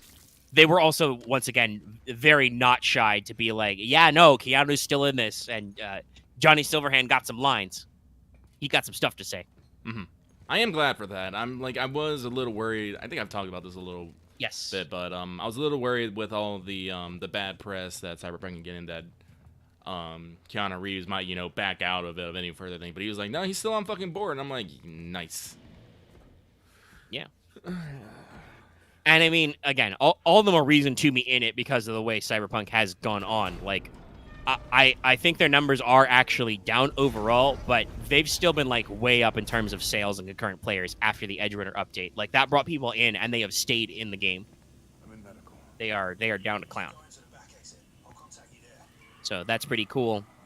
There was another really good trailer, though obviously this game was announced, so it's not on my list of, like, new announcements that was hyped, but pretty hyped trailer for Jedi Survivor. Oh, yeah. Date is given as March 17th. They showed off brand new gameplay. Apparently it's going to be a 5-year time skip. Kind of explain why some of our characters have gone their separate ways, but showed off some new environments, kind of hinted at some new plot stuff, but mainly they were focused on gameplay. And yeah, it looks like we got some fucking new systems. You can grapple hook now. There's new force powers. Looks like speed's back on the menu, boys, fully. So much so that, you know, you actually, like, slowed time, grabbed a guy, and fucking hurled him into his own blaster bolt. So we're getting back up to, like, Force Unleashed tiers of some nonsense you can do. Mm-hmm. And they also showed off new combat modes. At first it was like, oh, he's back to the single saber. No, it looks like there's at least 3 different stances you can take. You've got single blade, double blade, and also basically lightsaber greatsword. You can get big two-hander for some big combos. So, and they showed off some new enemy variety as well. Not only were there multiple like old separatist battle droids we ran into, but there were also some new Imperials as well. So looks like a good wide variety of different guys. Gonna be solid. It's gonna be a good March release. Let's see. Diablo 4 announcement trailer. It was a trailer. I'm sure it was done by Blur. I don't really know nothing about Diablo. I've heard some people say they've been actually gotten hands-on the game. I think the gameplay is a little tight. Is good, at least. But that to grab things. You know, who knows? Street Fighter 6 got a release date, though I believe this was leaked ahead of time. It's going to be June 2nd. And they showed off some new characters who are also very popular on the internet. DJ is a returning character, but there is Manon, the French like ballet dancer type lady, and Marisa, who's Italian and very muscular. I'm all about Manon.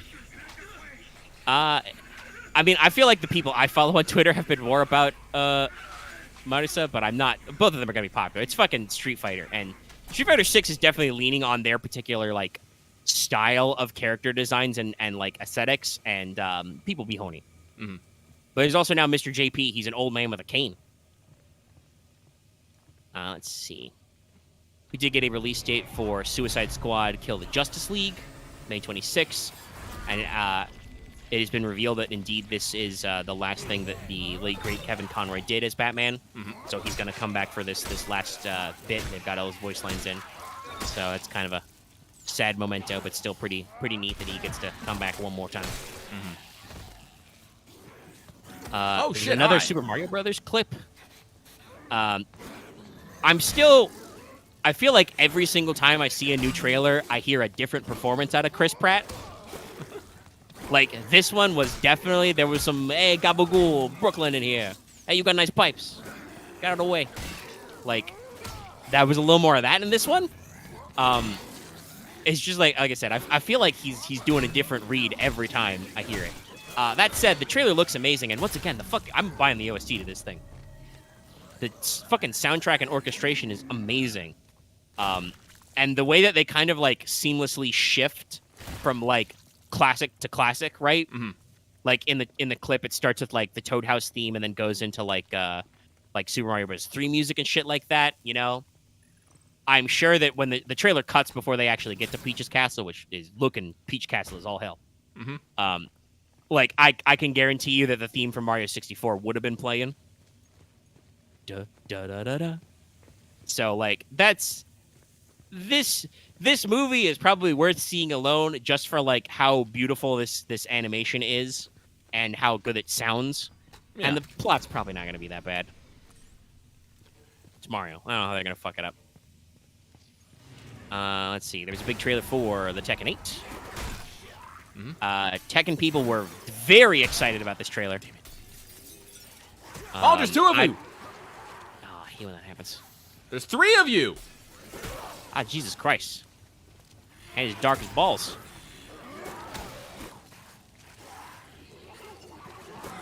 Whoop. I gotta play it smart. Nope. That's my arm.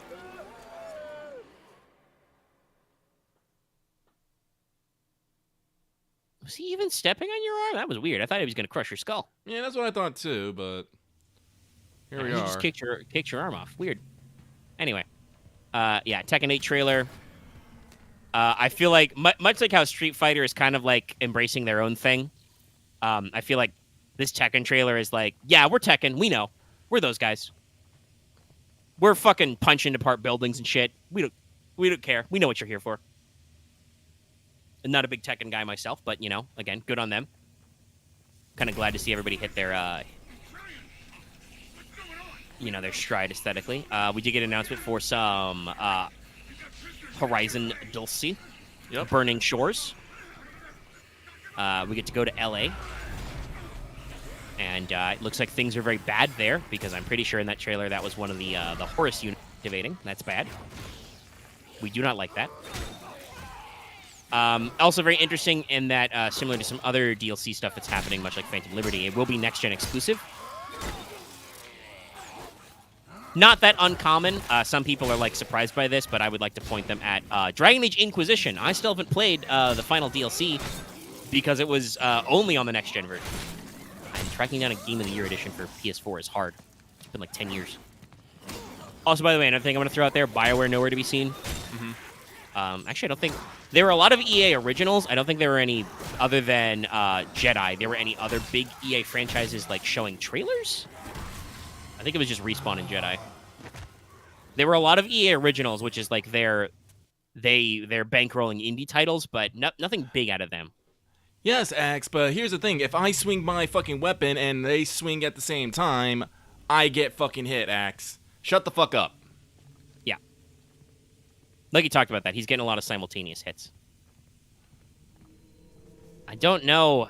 Does the game want you to, like, wait until you're absolutely sure they're not going to attack you again?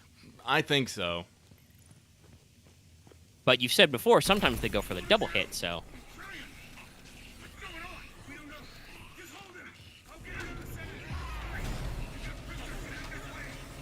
I mean, I at least appreciate that the dodging does always work so long as you do it in a different direction. There's no, like, stamina bar or something. You got him in your weird gravity ball. See right there, Axe? Simultaneous hit. And then look, here comes two boys. I tried dodging Is that there input cancel? Like, if you start to dodge after your mid-swing, do you get to dodge anyway? Or I'm not no, sure. You did?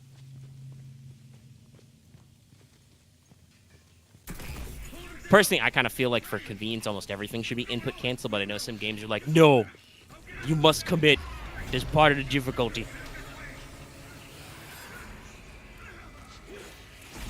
Hello, friend. Alex, why the fuck are you bringing this punch-out shit in here? Just because you watched 40 videos about this game only to decide that you're just going to buy it on sale. You don't know shit. I don't know if Lucky's played a punch-out. I've never played a punch-out. What are you talking about? Oh, hi. That was lucky. Oh, that's guy 2. Oh, you got him pretty quick on that one. There's guy 3.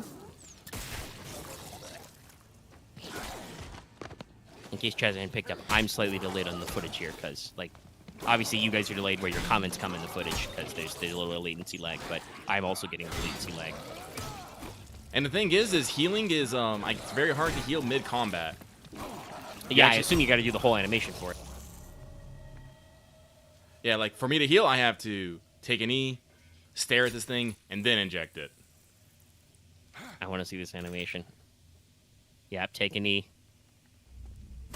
Why do you have to stare meaningfully at your health goo? I don't know. Just put the health goo in your body. So many other characters, like, after, like, the third time of doing that, I would just be, like, jam it in my neck. I don't even fucking look down. Also, I'm going to say, like, having seen some people play more modern Punch-Outs, those are telegraphed as fuck. Thing. It's very obvious when enemies do things. This game is realistic, so no. Well, it's in a realism setting. Like, you know, you're looking at a guy who's just digitally transposed into the world, is what I mean. It's not. There's not big red flashing lights of tells. Right, but anyway. Oh, now I was gonna transition, but then Lucky was like, "Whoomst." Sorry, I feel like I just got hit out of nowhere. The guy just kind of pop up behind you, and he brought a friend. God, these guys are more fucking annoying than Xenomorphs. Like, see, if I'm in my swing, I can't fucking... All right, yeah. So there is no input cancel.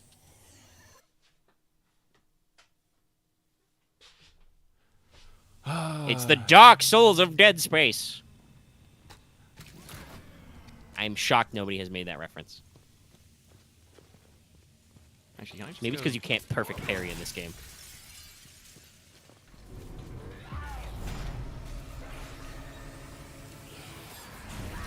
Oh, the grip. Is there something I can throw this guy on? No. From now on, I'm not going to use my fucking grip when they tell me to. I've learned how to use it. I'm just going to beat this guy the nice, normal fucking way. Do you have a limited grip resource? Yes. Okay, yeah. I don't Damn wanna it! see I anything thought funny he was for you done to- with that. He was not. Give me the health goo. I got it. So. And now I'm fighting two. Oh, it's because I personally, listen, I want to like this game. I think they're cool. I personally do not think I am down to kind of only because of what the fuck they are doing with the camera, where they have digitally mimicked the idea that the camera is like permanently glued on a harness on the back of this guy's head or shoulder. I am not a big fan of these giant whip pans that we're doing when like a guy attacks you or spin around. It feels, I know I'm just watching it and so I'm not like controlling it, but it feels very disorienting to watch when you get whipped around like 180.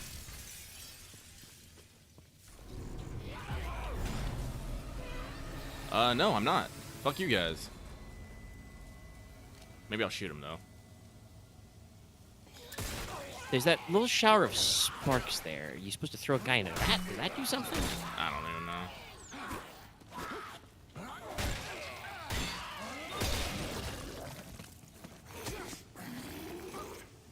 Bonk. Blonk. Alright, big boy. Big chungus.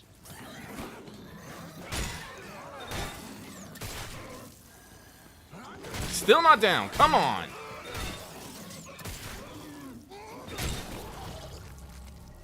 Two bullets to the face and still tick. Also, you hit him like 40 times.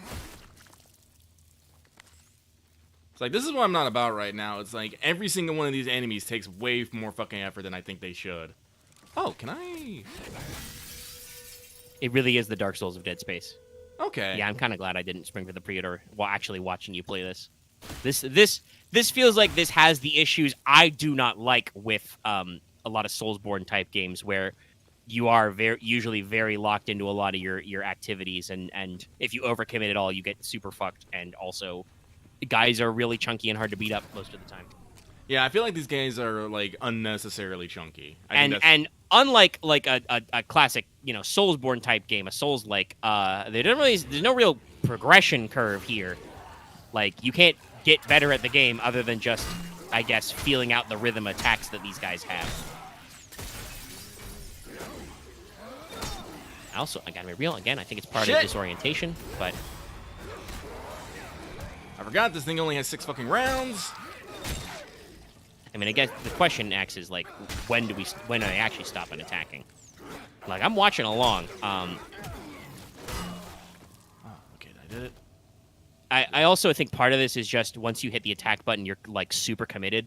Like, there's a couple of times when I see Lucky, like, start to go the hit animation, then the guy decides he wants to attack. And then it's like, well, you can't do anything about that. You're not allowed to. Alright, let's check some bodies here. Loot. I think I finally got through it all, but goddamn. What I was going to say, though, talking about the disorientation was, I also, just me watching again, I don't feel like I have a good sense of where or why enemies are coming at you. It just feels like they fucking teleport into areas where you're not looking. Again, that's the kind of a thing that I'm not a huge fan of. It kind of seems like, I want to say this game has, like, its heart in the right place, but I kind of feel like maybe we made some classic video game shortcuts to kind of pad out some stuff that maybe wasn't super refined. Oh, stretch my bone. Let's see, where were we? Horizon C, that's cool. Crash Bandicoot crashed the show. He fucking repelled. I thought it was But hilarious. Yeah, no. The Crash bit was funny. The game he was there to advertise, very mid. Yeah. It's like some kind of Crash Team MOBA thing. I'm just like, Oh, the it recharges over audience for this time. kind of game don't remember who Crash Bandicoot is. Grip batteries. GRP.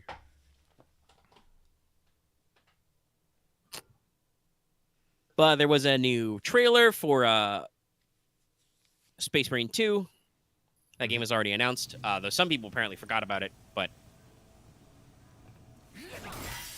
Apparently, I just need to start breaking more fucking crates here. There's a lot of shit in these things. I'm just realizing. you can't really tell because of the diegesis. All right. I'm pretty sure there's something gonna jump out at me at one of these lockers, but we'll find out. Of course. There he is. Of course. Probably not. I assume that the people... I don't even know. It's like multi-platform, so I don't think it's necessarily Naughty Dog who's got it. But whoever has the Crash IP right now, I assume that they know that this isn't going to be like, you know, a perfect banger here. This is like, well, we got Crash. What do you want to do? Crash does weird party games sometimes. Let's make a little something, you know? All right, we got some fucking level up wheels. Can we do anything cool? Stability upgrade. I'm definitely interested in Space Marine 2. I think I've talked about this, depending on when it actually comes out. Because it's right now, it's just sometime in 23. Could totally see that being a stream game. It seems like a fun game to just go off and, you know, fucking stomp Tyranids and stuff and show you all the dumb 40k shit. And, you know, yell about stuff. One of our few 2024 possible releases, the developers of Celeste have previewed their next game, Earthblade. It's definitely made by the same people who made Celeste. Looks neat. Platinum had a little bit of a surprise here. They announced, despite the fact that Bayonetta 3 just came out. Oops. Son of a bitch! I'll restart my... Wait, no, it was my checkpoint was 5 minutes ago? God. Why? I made it to the safe room. Shouldn't I checkpoint fucking here? That's always a thing that definitely gets me. Bad checkpoints. You little shits. Okay, fine. Whatever. Once again, chat, I would love for you. Show your support. I will shill out to repair Lucky's wallet. You'll help Lucky's wallet when he makes poor financial decisions in gacha games. You can help Lucky out when he buys video games that are too expensive. Share this with your friends. Especially if they want to know what Callisto Protocol looks like. Oh, interesting. Anyway, what I was saying was Platinum announced Bayonetta Origins, Cereza and the Lost Demon. It's said to be an action-adventure game. They're kind of going for a unique art style. There's a backup one here. Doing some other little stuff there. It's kind of interesting. I'm still not caught up on the Bayonetta franchise, but, you know, I'm not against it. Seems cute. Got some stuff going on. Wait, that's right. We led the early in the show with an announcement of a new Hellboy game. Hellboy Web of Weird. Very weird. Looking very stylized. Looking pretty cool. Say it's going to be a roguelite type. So you're probably going to, you know, have runs and stuff going on. Going to be available everywhere. They did not get Ron Perlman, Sag, but they did get Lance Reddick. That's a guy you have heard doing voices. Very famous. Let's see. This is another weird one. Crime Boss Rockay City. Set in 90s Florida. Allegedly a stealth action FPS. Kind of giving me some, like, Payday-style vibes, you know? In terms of their actual gameplay they showed. But they have announced an insane fucking cast for it. Oh, yeah. Michael Madsen, Chuck Norris, Danny Glover, Kim Basinger, Danny Trejo as the dragon, and motherfucking Vanilla Ice. And it's definitely a weird trailer, because if you, like, frame by frame this trailer, the gameplay looks perfectly normal. Like, the gameplay bits they show just look kind of like a Call of Duty type thing, you know, just you doing shooty things. But all the, like, cutscenes and characters are, like, really over the top. So, yeah, I don't know. I'm going to keep an eye on this one. I think somebody said it best. This game looks like it's the special kind of shit. Like, I feel like this game is just going to be, like, terrible in some way, but really funny regardless. So, we'll see how it plays out. Let's see. There's some PC announcements for former PlayStation games. Good on them. There was the Lords of the Fallen trailer, which is just, yep. Yep, where Soul's like, yep, you played Elden Ring. This is not going to be nice and easy, Elias. Nothing's nice and easy. They got a release window for Baldur's Gate 3. It's going to be in August. There's a note about the Forspoken demo. I'll talk about that later, because I have played it. There was a fucking weird Transformers game announcement trailer. Literally nobody realized it was Transformers until the logo. Yeah. Transformers Reactivate. Transformers has some really good games under their belt. Like, I've heard a lot of good things about, like, War for Cybertron. I think that had a sequel as well. Not a big Transformers guy, so I don't really follow it. But it could be interesting, but the marketing was definitely weird. Let's see. Focus Entertainment and Don't Nod, the guys who brought you Life is Strange, are making an action RPG called Banishers. That actually looks pretty cool. It was mostly story stuff in the trailer. Mm-hmm. You know, some sad lad ghost boy stuff. Ghost wife. But they showed a very slight snippet. Hold on, I have to see. Like he's gonna get jumped. Oh, god damn it! It's the fucking tentacle shit. Why is there a face on this? It doesn't look like it did much damage, but Jesus fucking Christ. They somehow made the tentacle segments from Dead Space stupider. Well, now I gotta keep an eye out for bulbs. We're learning here, chat. But yeah, like I said, Banisher showed a little bit of gameplay at the end in engine stuff. Looks pretty good. You have like a gun, obviously, and a torch and stuff, so could be pretty cool. It once again seems very Nordic. It's very funny how we're in the Nordic era. Ow. I'm gonna assume that's God of War's fault, because that game that was, you know, almost 5 years ago. That game came out, you know, 4 full years and 1 game of the year. So I suspect a lot of game development sectors were like, Norse shit is in. Right, lesson to remember, always be reloading. Yeah. Let's see. There's one of those releases. I kind of understand why IGN put it so far down on this list. I joked about it, but so on some studio called Ascendant, I don't even know, for an allegedly the devs have worked previously on Dead Space, Halo, and BioShock. Again? So that sounds cool. You bulbed again? You fucking bulbed again? Yeah, no. You do get bulbed again. The primary aesthetics I saw, like last time at the Summer Games Fest that Jeff Keighley did, which is through the same organization as the Video Game Awards. There was a lot of space games featured there. The Video Game Awards, a lot of trailers here besides ongoing stuff. There seemed to be a lot of Norse games and a lot of vaguely medieval Souls-ass Elden Ring-looking games. Again, should shock nobody. We all knew Elden Ring was going to be good, and it won Game of the Year, so. Trends be like that. Remember zombie games, kids? Remember when there were zombie games coming out all the time? And they will again. Dead Island 2 next year. I'm excited for it. We'll see what happens. Maybe it's been enough time. But yeah, so that studio I mentioned, Ascendant, they have a name for their game, Immortals of Aveum. It is supposed to be a magic-based first-person shooter with single-player and, like, original fantasy IP. Their trailer is a big nothing burger. Yeah. It's just stock animation transitions showing off how much money they shelled out for their voice cast. No offense to those voice actors. I like them in a lot of roles, but you guys just reading out-of-context quotes doesn't really give me any confidence in this game. They showed a little bit of what I assume is supposed to be like a gameplay mock-up at the end of the trailer where you kind of like create a big rune shield in front of you and shoot some blasts. I don't know. The trailer doesn't tell me anything about this fucking game. Despite the fact that, at least by the pedigree, devs who've developed games like Dead Space, Halo, and BioShock, I should be into this game. But, like I said, the trailers are nothing burger. It's literally just over a minute long. It tells me nothing. Let's see. There was a Remnant 2 trailer. You were pretty spot on trying to remember what this game was. Yeah, like the aesthetic was immediately recognizable to me. I just couldn't remember the actual game name to save my life.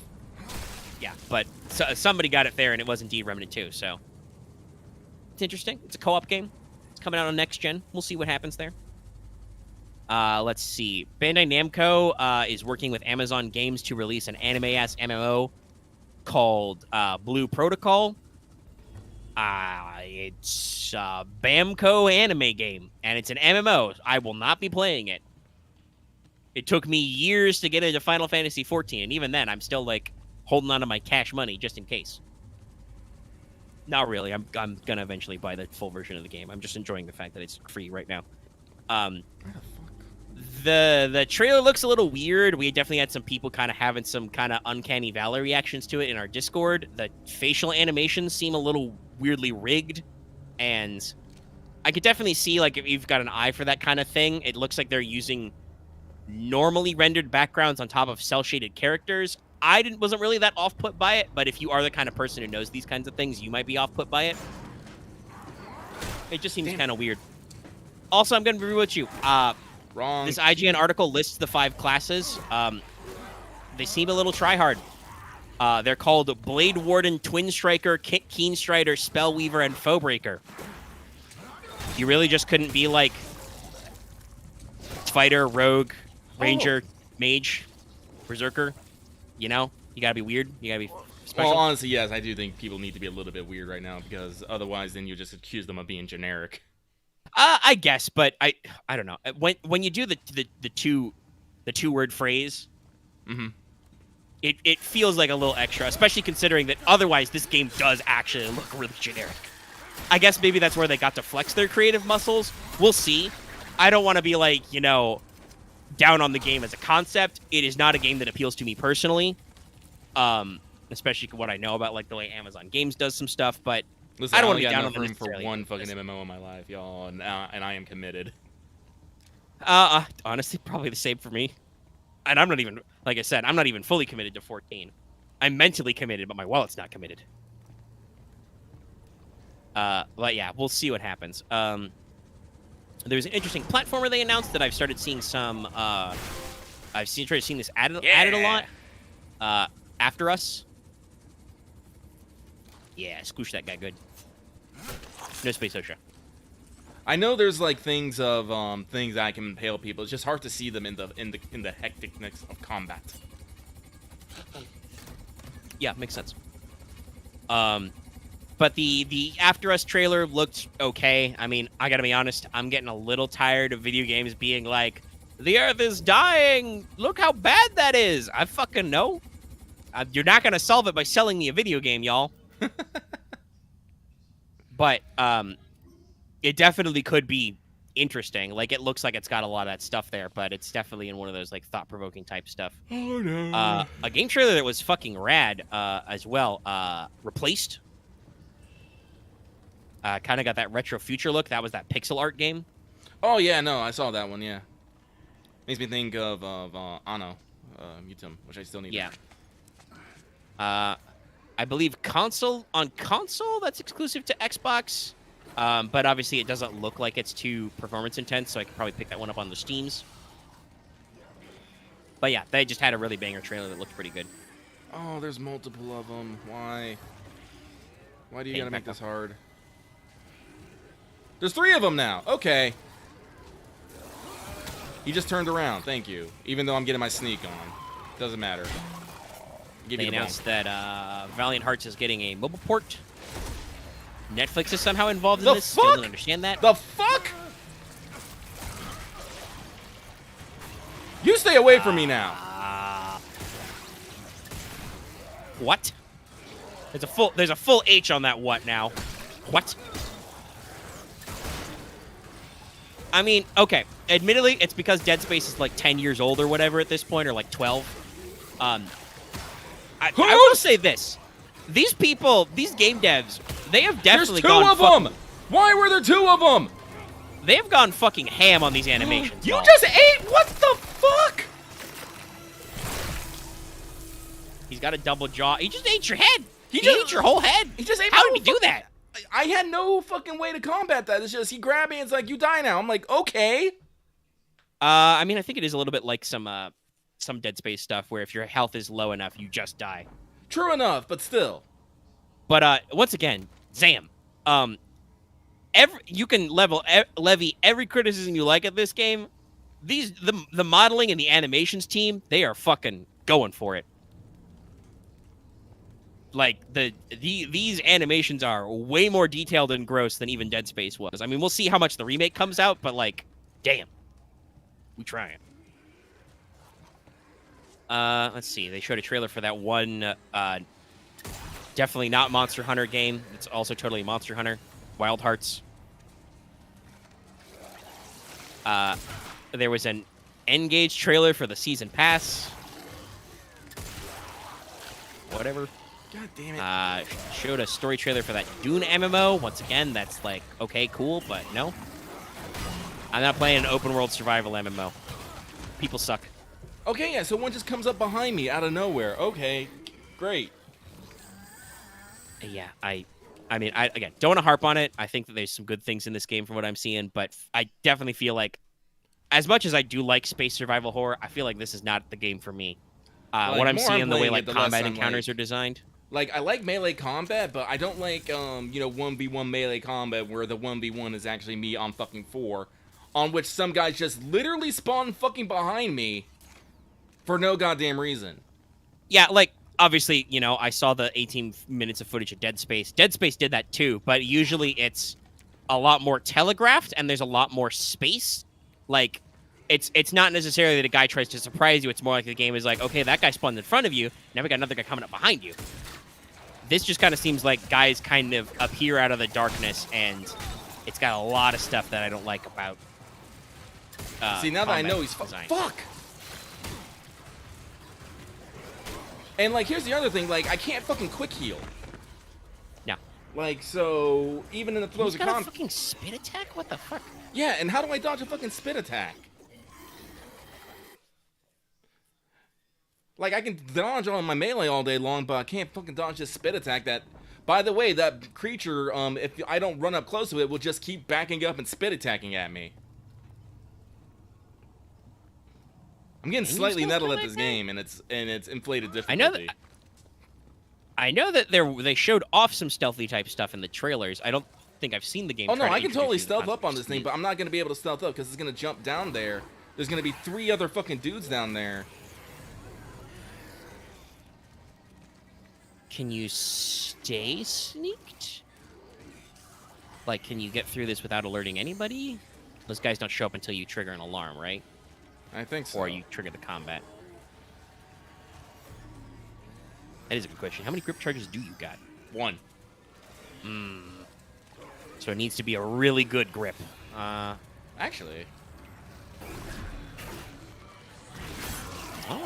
There's some chest high cover. I don't think I fucking. Yeah. Okay, that guy's dead. And I don't know if those guys noticed. Nope. Okay, we're thinking. We're learning. We're thinking smarter, not harder. Apparently, I definitely kind of feel like this game didn't. Admittedly, like I said, I'm tabbing back and forth, but I do kind of feel like this game hasn't necessarily pitched to you that sneaking might be a better way through some encounters yet. I don't know for sure. I know, like I said, that was in some of the trailers.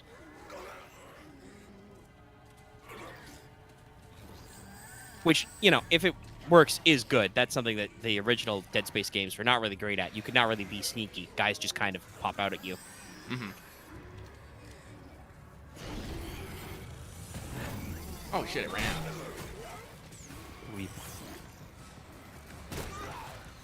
Okay, why did you swing there? Explain to me.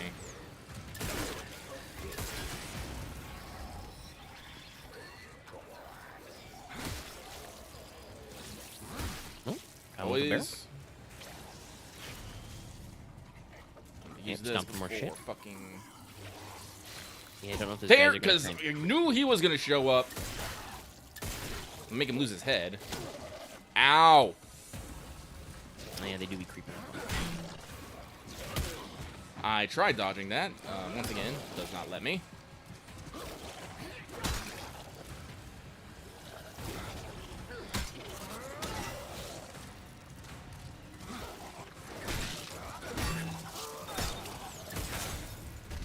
Okay, I think I survived it this time. I'm gonna shove in another For health how injector. like brutal and heavy, again, shout out to the animation team. For how brutal and heavy they make this melee combat, I do kind of agree with you. I feel like guys take too many hits. Like, there's a lot of weight and power behind all these swings, and then you're just kind of like beating on this guy for like 5 minutes. Like, I can see the funny YouTube edit right now where you just put like clown honks or wiffle bat noises over those hits. And again, I don't know. Maybe that's a thing that you like progress. You've already like switched melee weapons once. Yeah, I think I Maybe you stick with can the get- stun baton the rest of the time, and you can upgrade it. Yeah, so maybe there's some stuff there. Yeah, I know, but like I said, I'm having to deal with like 3 or 4 guys at once. Like, I think you really do have to be paying attention to the Oh, you little shits! There was like 4 bullets left in that thing when I opened it originally because I couldn't grab it, but I guess because I died, they vanished, so... Like, I want to like this game. I really do. I'm having a really hard time. It's like... a lot of, this game just seems unnecessarily frustrating. I think is the word I want to use. Yeah, I have to keep an eye out for these kind of things. I don't know why these things are here. Why do we just have racks of fucking spikes in this prison? But if I throw them on the, it just, solves the fucking problem. You get, you get fucking new wall art, I guess. Check that shit out.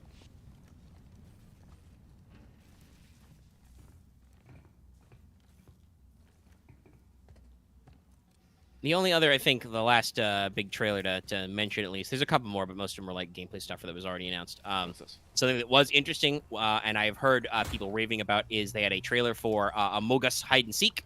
They've got an official hide and seek mode, and people have been playing it, and they're saying it's pretty good. That's nice. Don't know if we've got that in the schedule anywhere to spend some time on that one. We haven't really talked about it, but Lucky wanted to start the show early today. We started an hour early because he wants to get some barotrauma in. Our other terrifying space horror around Jupiter. Yeah, I know, but we can actually make jokes about that. Yeah. Also, I think we might have a better time. Yeah. Yelling aside, we do seem to be more entertained by barotrauma, and it's been a few days.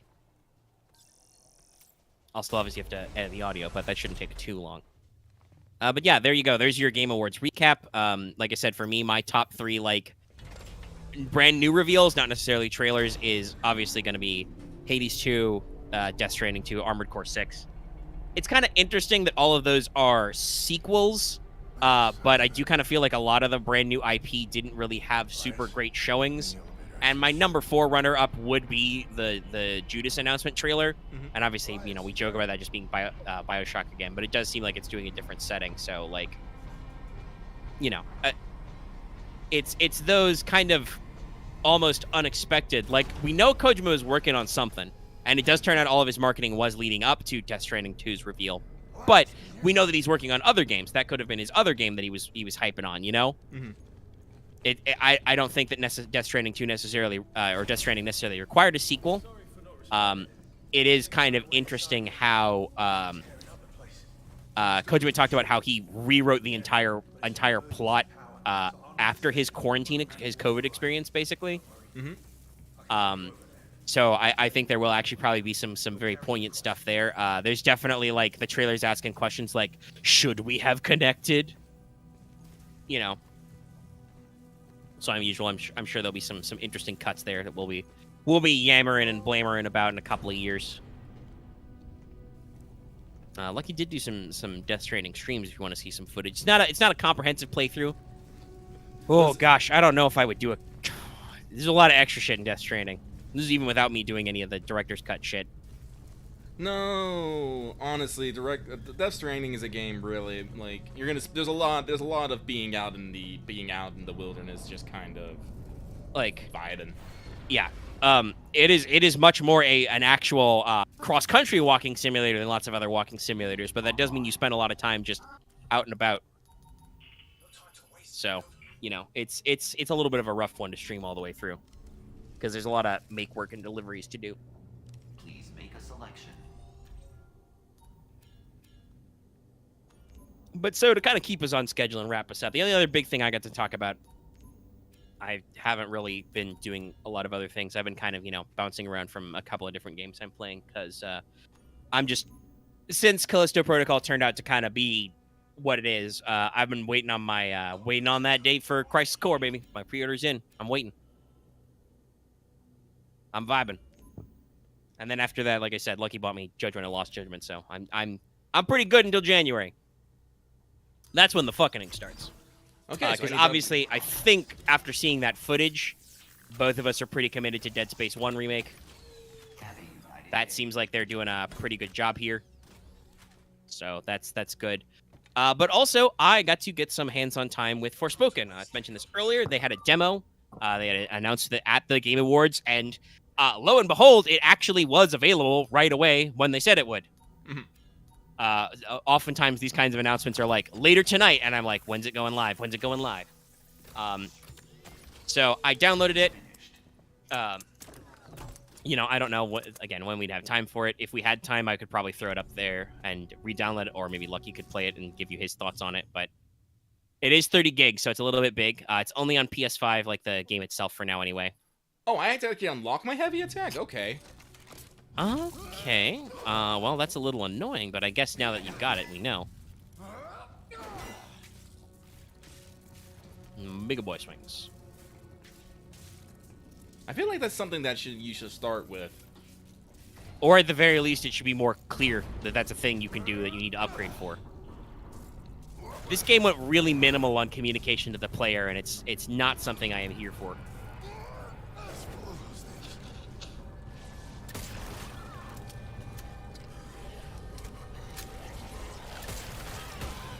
I'm trying to shoot him. Yeah. Is this not okay? I think he ducked that second one.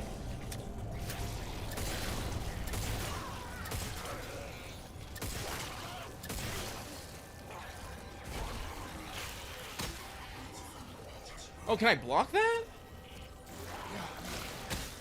Yeah, I think I can block this spitter. Okay, that makes sense.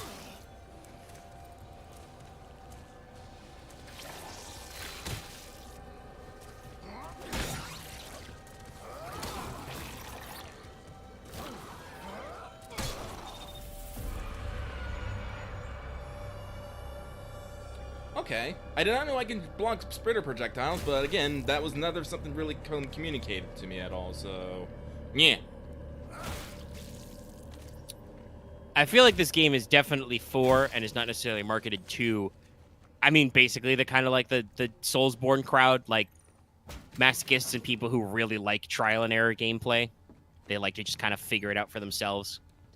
And who knows, maybe they wanted to do more detail and more time rushed. I don't know. I mean, I'm a little bit of those ones. I like figuring things out for myself, but...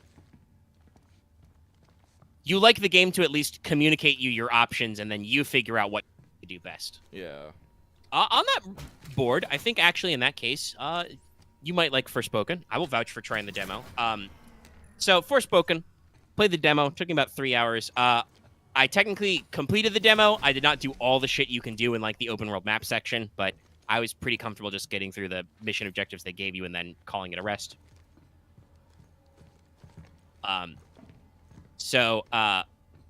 Forspoken is definitely an action RPG, and I want to say right now, off the top, and I've heard a lot of people agree on this, combat, very good. It feels pretty good. It took me a little to get into like just how much depth there is, but it flows pretty well. And the way it handles being having a very deep, fairly flexible combat system and action for being a magic-based game feels really unique. I don't think I've played a lot of games that really work like this does. So I've broken this down in some other places, but I'll give you the basic recap. So with your control scheme in combat, magic, that's on your triggers, on your L2 and R2. Combat magic is on your R2, support magic's on your L2. Your magic has different elements that you can swap between. The game very clearly identifies, I think, when you'll pick these up. Your starting magic is called Frey's magic. That's the name of the player character, Frey. It is very earth-based, so lots of rocks, lots of plants made of rocks, stuff like that. The demo starts you with another Sela's magic, that is fire. That is the name of one of the enemy boss-type characters you got to fight, so I assume that's where you're going to pick up new elements, is by defeating the big story bosses. So that means that I am presuming that there will be 4 elements based on what we've seen in trailers and, you know, the fact that there's, like, 3 matriarchs and other shit like that. So, R2 is your basic attack. If you tap the trigger, and I talked about this before, if some of you have heard this, the tension on the triggers is ratcheted real good. To do your basic attack, you only need to do the lightest little trigger pull. If you hold down, you will do a charge attack, which is special. It seems like there's only 3 per element, and they're all different. So, for instance, with Earth, you have Burst Shot, which you charge up into kind of like a short-range, grenade-esque explosion. You shoot a little rock, and then it, makes a big rock. You can get Scatter Shot, should be still pretty self-explanatory. And you can get Shield Shot, which if you charge that up, that creates a shield in front of you that blocks damage, and then when you release it, it does kind of an even shorter range scatter. Fire, your basic attack is like a sword swing, so a close range combo. And then the charges you could get is you can get Rage Mode, where Frey just goes ham and just punches dudes, ending in a like powerful fiery blast with both hands. You can get Arc Swing, which is you charge up, you make a 2-handed fire sword and do a 360 spin. And then I think it was Blast, Swipe or something like that, or Burst Swipe. You charge up, you make a fiery spear, you throw it at guys, the spear then explodes. So even if you're like playing the close range magic, you have the long range magic. Ow. What happened to your neck? You needed That was my neck. I needed that. Up until that, it looked like he was just giving you a hug. Too much hugging. So, like, you have variety in your basic attacks. Every element has, I think it was called, like, Genesis or something. You've got a big, powerful ultimate type attack that takes a long time to charge up. That's on if you just press both triggers, you do a big boomy. And then you have your support magic on your L2. There are a lot of these. I think you start with, like, 5 or 6 unlocked for Earth, and then you can use the level up system to unlock more. Also, I think they've got a pretty interesting way leveling up works. You spend, you do have EXP, and it looks like that leveling up will increase some of your base stats a little. So there's that in mind, but also you have this resource called mana. You can get it by just finding like pools or dots of it out in the world to pick up. And you can spend that mana to buy upgrades, either upgrading spells you already have or unlocking new spells and options. But also, while I couldn't do this a lot in the demo, I don't know if it was like restricted to some things, the game looks like it has a built-in respecking system. It looks like you'll be able to convert spells you've learned back into mana to move them around. So if you buy a spell and you don't like it, you can probably unbuy it and pick something new up, which is really interesting. That's a pretty good for how much customization there is. And like I said, the support spells, those are like all kinds of different things. They're usually vaguely themed to like what your element or color of magic is, but they're all over the place. Earth, they gave you like an AoE like...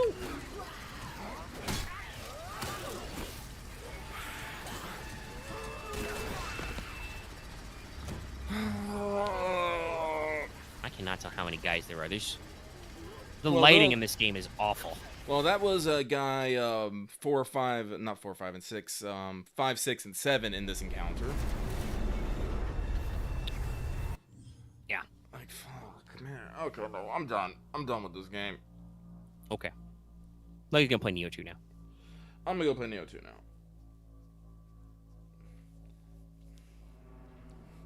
Like, this game is demanding a lot of precision, a lot of precision. It's like, yeah. I do think that they are generous with the time window of the you just have to be holding it, but it doesn't fucking matter is when you go for a cross combo and you still get fucking slapped, and they can get instant kills kills on you. The resource you need to throw people, like, you start super fucking limited. I think even in fucking Dead Space 1, you had like 2 or 3 charges, like, just initially of the stasis power. Yeah, you get stasis really fast. I will say it does seem like they are more generous with health pickups than Dead Space is. Well, but yeah, I they think have that's to fucking balanced have by to the be fact because, that like, it's balanced by the fact that the way their health works is really fucking annoying. Meanwhile, the Dead Space remake, there's a quick heal button. Yeah, no, it's just like, why do I have to, like, take a knee to salmon? Why can't I just jab a pin in my fucking... Anyways, like, if there was a quick heal button, I'd probably be less fucking butthurt about this game, but... Like, even if healing is very telegraphed in, like Elden Ring and shit, right? That's still, like, that's telegraphed, and you just have a one-button press. Drink my Kool-Aid, let's go. Drink your Sunny D, everybody. Lucky's ejecting the disc. He is disappointed. I am disappointed in this game. I know, like, Axe at least was saying, like, oh, maybe it'll be a good stream game. It kind of feels like it's not a good stream game because you need to, like, have all your attention all the time on it. Like, honestly, literally, I've only been half paying attention to what Omega has been saying this entire fucking time. That's why I haven't been talking much, because I'm so focused on this fucking game. Yeah. Well, at least right now I'm talking about Forspoken. You can, download the demo and try that yourself, at least. And like I said, if you have a PS5 and you like action RPGs type stuff and those kinds of games, not even necessarily action RPGs, just actiony type games, I would say, hey, go for it. Try it out. Do give it a shot if you have a PS5. Can I get? I remember finding it was a little bit of a pain in the ass. Of course it is. Yeah, if you go to the Forspoken, I think you can hit the more little ...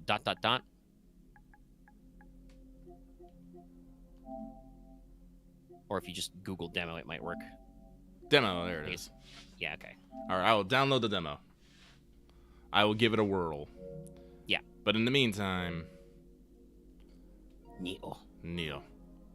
But yeah, so like I said, I was talking about support spells on your left button.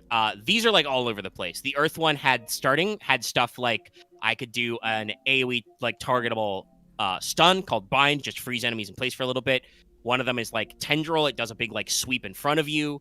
Later, I was able to unlock an ability called like Leech, which let me target an enemy and do damage over time that slowly heals you. There was like another called Screen that like gives you like a little bit of an automated defense for a little bit, shit like that. The fire element, the red magic, had a lot of really cool support spells that I was able to use. One of them was called Charge, so it just charges you. Another is called Crucible. You just make a fucking ring of fire that damages enemies when they walk through it, right? Great for like crowd control. Another one I was able to learn in the red magic was called Legion. It just lets me summon a couple of fiery little dudes to come help me out. And like I said, I'm pretty sure there's going to be like at least 4 of these trees worth of magic. This is going to give you a lot of options in combat. And that kind of flows together as well with, it is an action game. There is some robust evading. You can lightly tap circle to just dodge. If you are, you can hold it down for bigger dodges. If you are charging your spells, either holding R2 or L2, and you press circle, you will do a bigger dodge roll. If you perfectly time your dodges, you can do like counters and perfect dodges and stuff like that. And also, if you do attacks after dodging, you will do different follow-up attacks. Like, there is a lot going on here.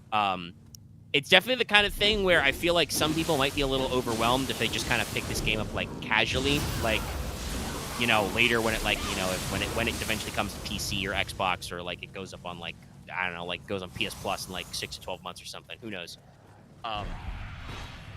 But there's definitely a lot there that's really robust. I will also say traversal seems pretty cool as well.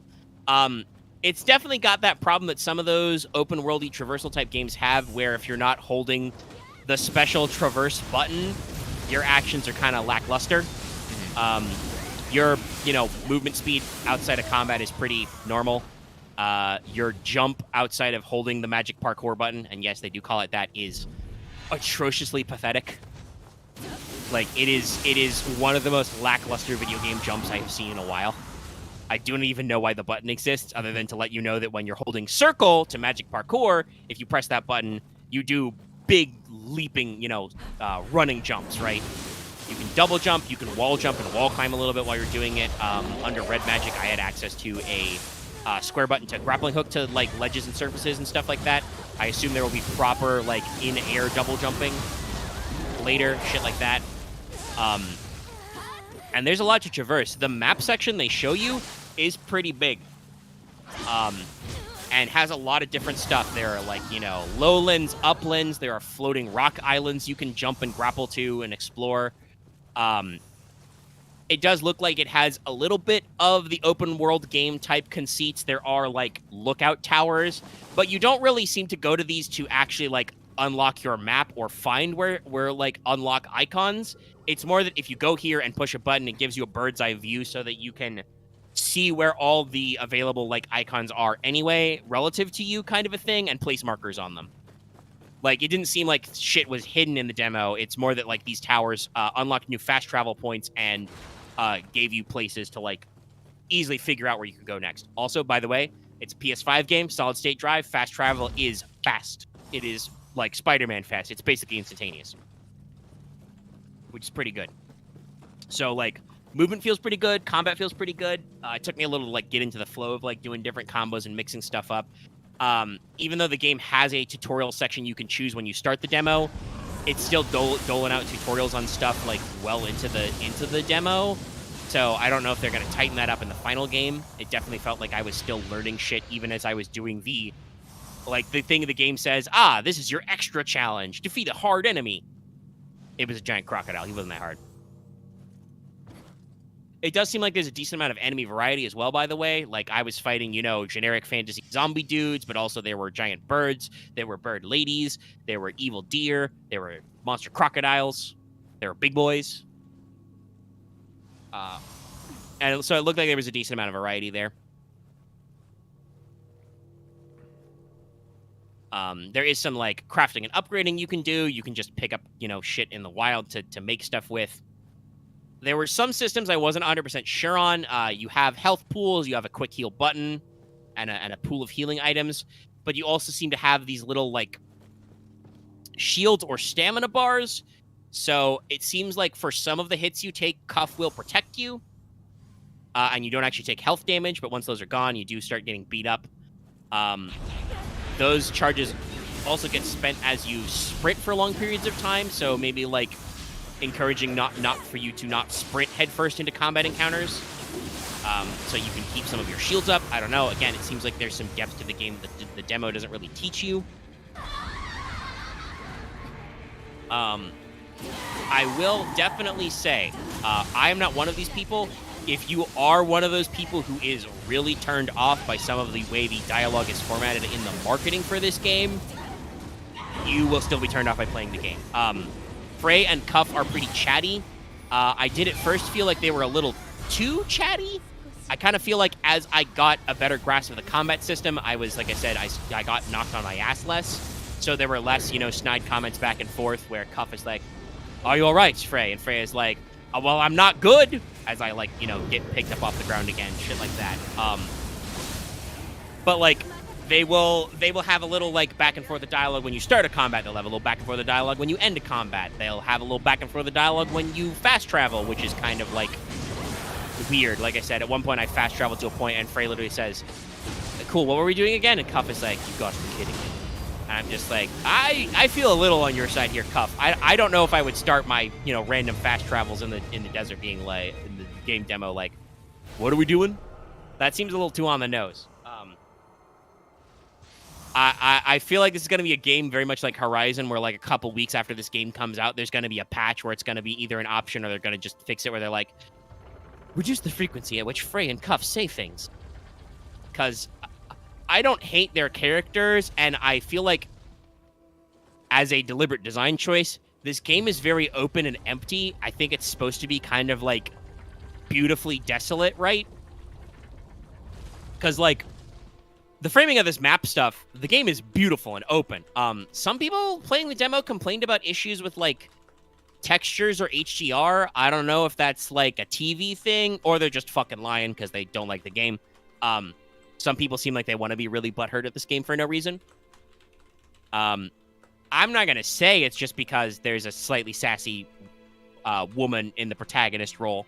Though this game definitely seems to be aiming for that. Like I said, the only way I can say is I feel like it's got a slight girl boss aesthetic. All the major antagonists are women. The main character is a woman. A lot of supporting NPCs seem to be women. Though there are, dudes and children of both genders in there somewhere as well.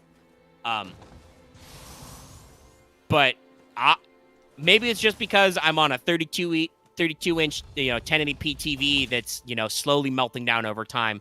I didn't notice anything wrong about the graphics. I think the game looks fucking beautiful. And like I said, it's got a real, like, somber, expansive vibe to it. There are no, like, non-hostile NPCs in the demo except for some, like, guys you have to protect for, like, a challenge type thing to get some stat buffs. There's no, like, major story NPCs or major story content in it. and I suspect the game is supposed to feel that way. You are kind of... They give you a little bit of, like, story read-over with some narration. So the plot is basically our main character, Frey, you know, moves into a new apartment. She gets sucked into a new world. She gets motherfucking isekai'd. She wakes up in the new world with a magic cuff. Cuff talks to her. It gives her phenomenal cosmic power.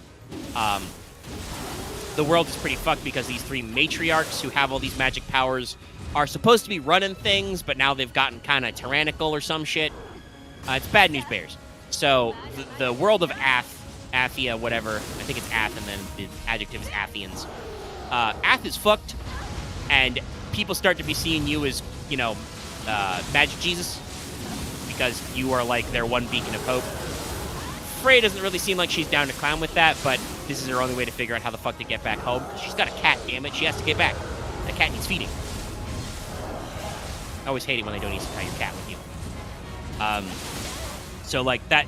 Again, I feel like some of those beats are deliberate design choices to be minimal on NPCs outside of, like, hub areas and stuff like that.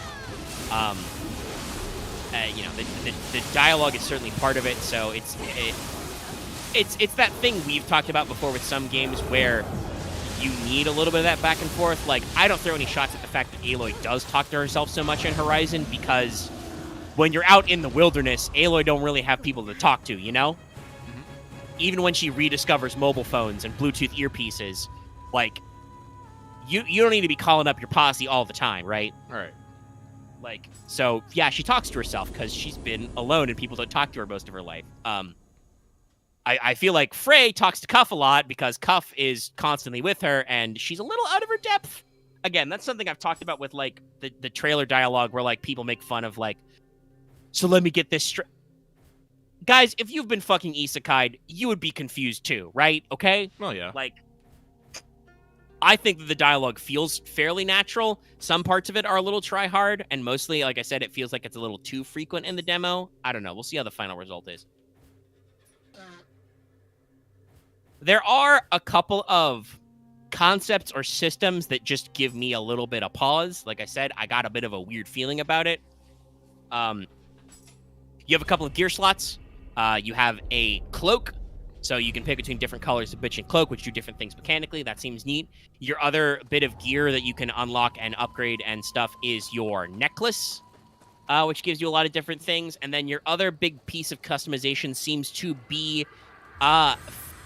for some reason, you are able to pick up and paint Frey's nails in different patterns, which gives you slight mechanical bonuses, and you unlock these like you would unlock normal customizations, and I'm just kind of like, this feels a little weird.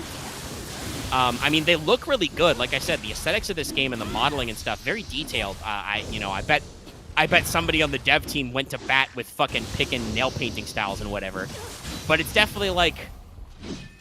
I don't know. It feels like it's a little on the nose, like everything else. Definitely got some open world vibes. I was able to get buffs to my certain stats by going to, you know, various weird monuments and punching them a little bit to unlock them. Some of them would give you the stat buff right away. Some of them would give you a little lore dump. Some of them would give you like a little minigame challenge before you got your stat buff. All in all, I think it flows together pretty well. And I'm going to agree with y'all. I usually multitask when playing video games anyway. A video game has to be, like, pretty engrossing to get me to focus on it entirely, right? Or very demanding, you know, like Callisto Protocol would be. I'd probably have a hard time chilling and playing that game. I definitely feel like Forspoken is a kind of a game where if I personally don't like a lot of the dialogue or the story stuff, I can probably just tune it out and just focus on the action. Because that does, like I said, feel really good and seem like it's going to have a lot of options. Like, honestly, I'm looking at Callisto Protocol. I think I will play it, but I'm just going to start over and play it on fucking easy. Go for it, you know? That's... I feel no shame when I feel like games are fucking trying to do me in a little extra hard on normal. Yeah. Rolling it down to easy. I've heard that the hardest difficulty in Callisto Protocol is, like, fucking brutal. Luckily, if you want to get your trophy for that, your Chivo, I think Axe talked about it earlier, you can just, like, do the end of the final boss fight and then just fucking pause the game and switch and still get it. I do at least appreciate when game developers let you do that.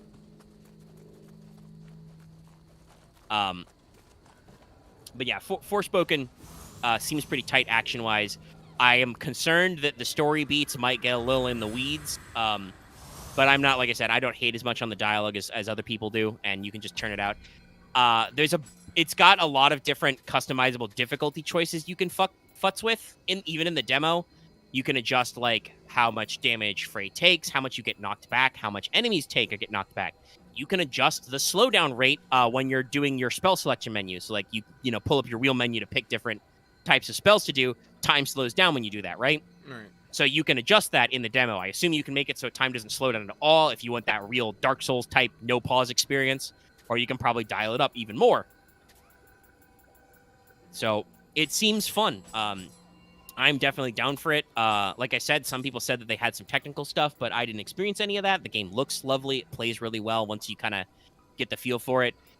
I kind of hope the game, when it's the full game, is a little bit better at teaching you some of these things. Like I said, I feel like I was getting tutorials for shit, you know, like even as I was doing like the literal last objectives in the demo. And the demo doesn't have subtitles at all. And it sucks. Because like I said, the characters are really chatty, and sometimes it's hard to tell what they're saying because I'm fucking exploding. Like, you want to talk about particle effects and big spectacle and Omega getting fucking blinded in Final Fantasy XIV by everybody's special effects? You are going to lose track of some shit in Forspoken visually. I feel like the way the gameplay is, it's pretty responsive so that you don't have to necessarily see what's going on because it has a lot of those helpful markers to let you know when shit is happening. Like, you'll see a big arrow when enemies off-screen are going to attack you. You will see big flashes of light before enemies do certain attacks. There are purple flashes and red flashes. I don't know if that's, like, identifying elemental weaknesses or if it's letting you know, like, what's unblockable versus not. I will say I agree with some criticisms on the internet. I don't want to say the camera was really bad, but the locking on vis-a-vis the camera sometimes felt a little clunky. It felt like where I had to have my range and be centered in the game to do it was sometimes a little hard. You have to really want to do that lock on. Again, it's not super necessary when you're doing ranged attacks and close combat attacks, unlike, say, Elden Ring. Frey will automatically track to the nearest enemy, so you don't feel like you're whiffing really easy hits just because you're not locked on, right? And it definitely feels like there's enough information that you don't have to be locked on to avoid attacks. It's just if you want to quickly set up some of your area-specific attacks you want to get locked on, and I felt like I had to fight that a little bit sometimes. All in all, it seems like an all-right game. Like I said, I got my enjoyment out of it for those 3 hours, the 30 gigs. I have some concerns, but like I said, I think the gameplay will speak true. And I know a lot of people are memeing on it on the internet, but if you can, try it for yourself. And guess what? If you can't play the demo, the game's only on PS5 for now, so they're not trying to sell to you. It will be on PC later. I think it'll even be on Xbox later. Like, it's not even like console exclusive. It's the timed exclusivity will pass up as well. This definitely seems like the kind of game that might be a little bit of a sleeper hit. Like, it's the kind of thing that people are going to be like a little turned off by them. The marketing really seems to be going ham on some ideas that I don't think matter. But, you know, hopefully the gameplay will bear it out, you know? And we've talked about how sometimes marketing can be a little bit of a weird, deep, dark science. Mm-hmm. So, we'll see how it plays out. I don't know if I want to lock in a pre-order per se. It might be a day one order normally. I might want to vet Metacritic scores ahead of time just to make sure there's no the boss fights are super hard. There's no real boss fights in the demo, unfortunately. They do have a defeat a hard enemy. There's a giant crocodile man, not even really a man, it's just a big gator with a big health bar. He doesn't really act that much differently than other enemies. But like I said, by the time I got to the end of the demo, I was really enjoying combat. There's a lot of in-depth shit you can string together. You can dodge, do your dodge attack, turn that into a combo with your spell, switch it up with a support, do your charge attack. Like, there's a lot here. If you like I said, in-depth action games, don't miss this one. Oh, yes, X. I actually went and thought to see what I can say. It's like, I can turn on numbers? I like numbers. You should always be able to number and quantify shit. Again, like, not to daub too hard on Callisto Protocol. I do feel like there is some good shit there. I definitely feel like they went a little ham on the no interface, everything's diegetic type shit. I feel like the game would be a little bit better with some obvious button prompts and big flashing lights, right? Yeah. I kind of feel like that's not what they're going for. I feel like, especially with the way the actors are shot and the mocap is done, they're trying to go for like, ooh, it's a scary movie or a TV show is a video game. But sometimes video games need to be video gamey, y'all. We like big numbers for a reason. But because Lucky was very focused on Callisto Protocol, I have been talking a lot. My voice is dying a little bit. Yeah, like I said, And my water is out. I think some of the problem with the Callisto Protocol is, like, I don't think it's necessarily... It's not a good stream game. It's really not. No. It seems like it demands a lot of your focus. And not, like, in the, like, funny way that, like, Elden Ring demands my focus, right? Like, where I can joke about walking between map area to area and then be dead quiet for a boss run or something. And people don't seem to mind. Like, I don't... Chat, you can let me know while watching Lucky play it. I don't feel like I was necessarily, like, engrossed with his struggle to defeat basic bitch guys. It just seemed like it was like, wow, this game seems like it's kind of tough and demands a lot from you. Big fiery wheel. Wheel Monk. Fiery wheel. When the fuck am I going to get another Sly Cooper game? When am I going to get a Sly Cooper collection, y'all? When are old video games going to come back? I don't need these new video games. I need old video games. People in our chat were talking about after some of the Engage news about, like, hey, can we get a fucking, like, Path of Radiance, Radiance Dawn bundle, maybe?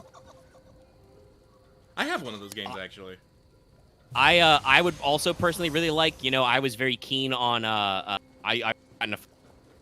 people did with Blazing Sword, back on the GBA.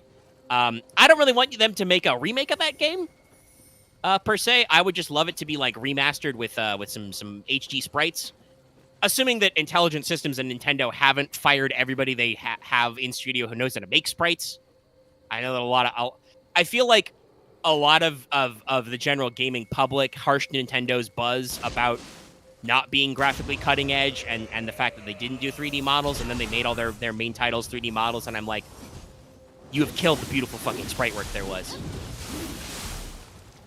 Like, I bet there'd be a lot of stuff we could skip if you were still doing sprites for Fire Emblem and Pokemon and shit.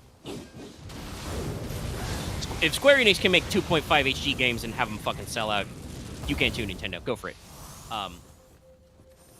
But yeah, I'd love to see some stuff. I'm also, like I said, I'm still waiting for them to translate, Twilight Princess and Wind Waker HD to Switch. I know that they did add some second screen functionality to those games on the Wii U, but they made Skyward Sword work. Both, funnily enough, both Wind Waker and Twilight Princess originally came out on the GameCube. Obviously, Twilight Princess also had a Wii port at the same time. But it came out on the GameCube, so I feel like if Nintendo still got all their original assets, they've got the non-second screen version to work with. I mean, they did have the Wind Waker remake on the fucking Wii U, which was fucking phenomenal. Yeah, it was good, but I feel like if they, like, have problems with the fact that the Switch doesn't support second screen stuff and barely remembers the fact that, yes, the Switch pad actually has a touchscreen, just nobody uses it. It's really weird. But I feel like they still, I think, have the tech. Shout out to my boy Death by Thighs here. Shout out to the homie. Yeah. Pour one out for your boy. What was he killed by? By the tongue monk over there. Oh, okay. R.I.P. Hang on, didn't even die by thighs. Hang on. Where's my... G. But yeah, like there's a lot of game stuff I'm waiting on. There was no new news about the Mega Man Battle Network collection that's coming out.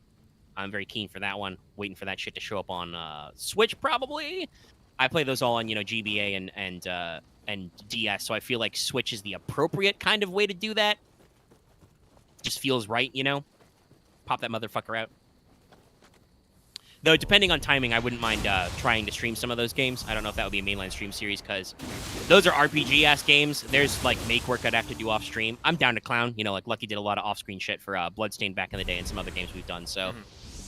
There's definitely some stuff there, but I need to see release dates and shit. I feel like we're pretty locked in for God of War for the foreseeable future. award-winning games, lots of great stuff we can get in there. I had fun with the 4 or so hours we played last time. You know, I did some after you had to go, Lucky. I did some side content, but nothing really crazy. I'm gonna fight this dude just because of this. Shinbei the nudist. I'm gonna fight him. It'd be fun. This is a fucking. Is he actually naked? Yes, he is. Of course, he knows what he's doing. Well, no, this is one of the this is the one of the ones that the developers put in there. Oh, that's still hilarious. Extra cameos, fun stuff.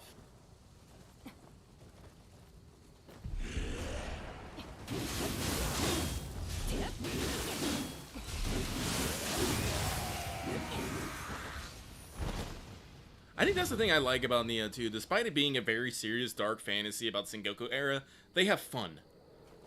You gotta have a little fun, you know? Like, there's little scampuses, little cats that following you. Like, there was a cutscene where you're being served tea by Sen no Rikyu. And you're just like, I don't want this tea, so you pass it to your cat spirit, and your cat spirit's just like, what the fuck? I'm like, no, this is exactly what I wanted. Thank you. Yeah. So let's see. As usual, I like to look ahead to the year of game schedule, see what we got going on. I don't think we really got anything else crazy in December. It's coming out, obviously. You know, for me, I'm big on Crisis Core. I'm big on the 7 guy. So that's pre-order for me. I'm gonna enjoy that game when the time comes.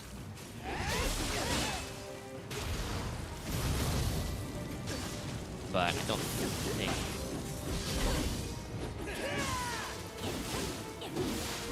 Check the release schedule for December.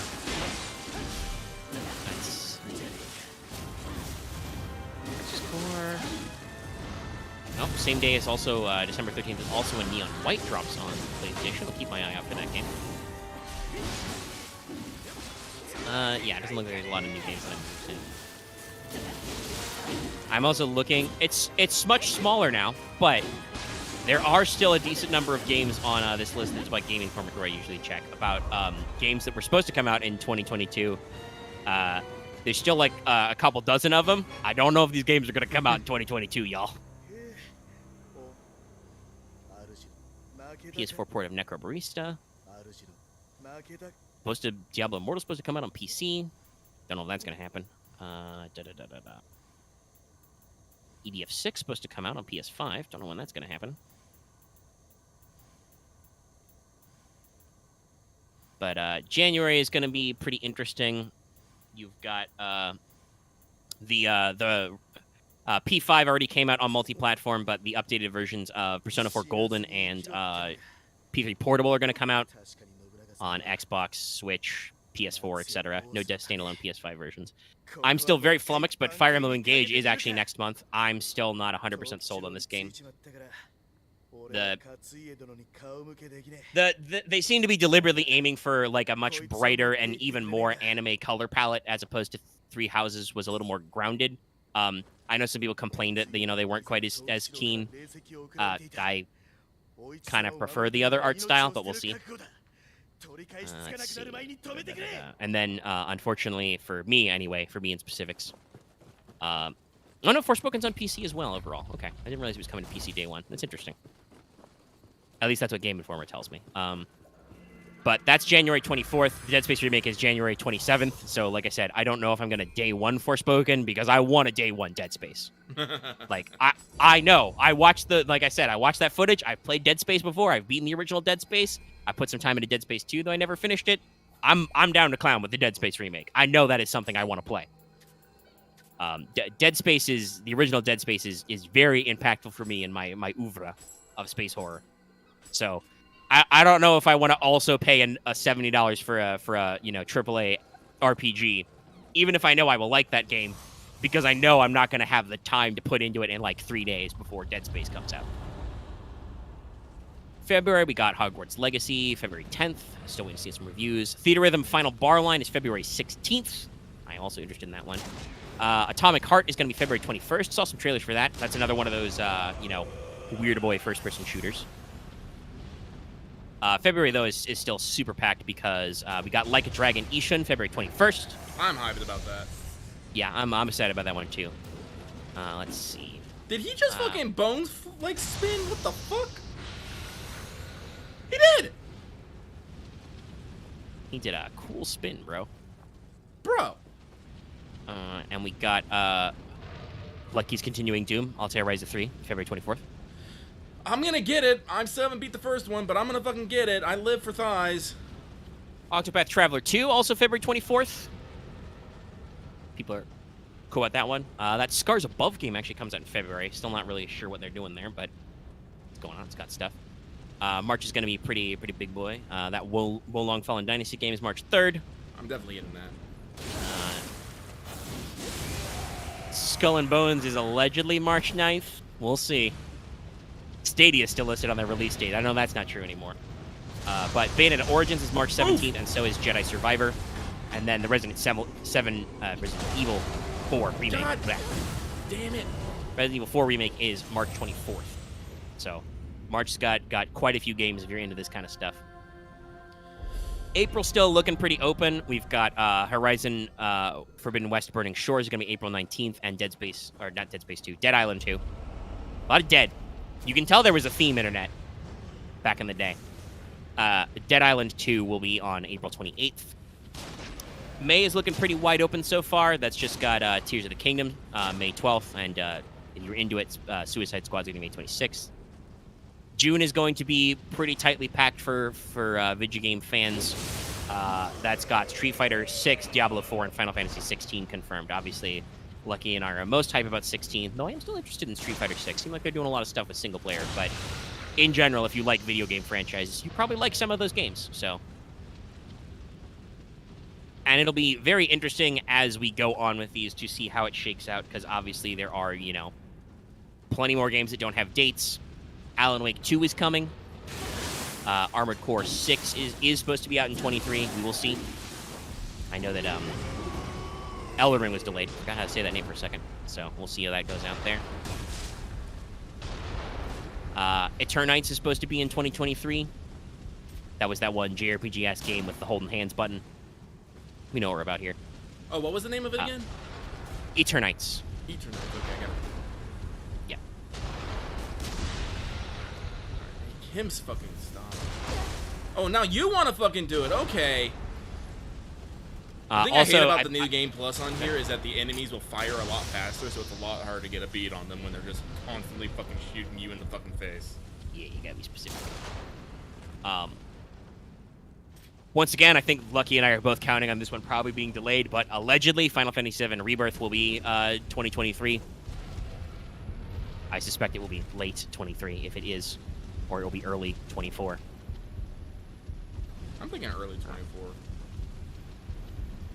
Like I feel like given again how much it was basically like a year before they did Intergrade and Yuffie's intermission. I feel like their pipeline must be pretty good. But I suspect there's going to be a lot of content in this game. I don't know if they got enough time. We'll see. They announced it, you know. Stop dodging.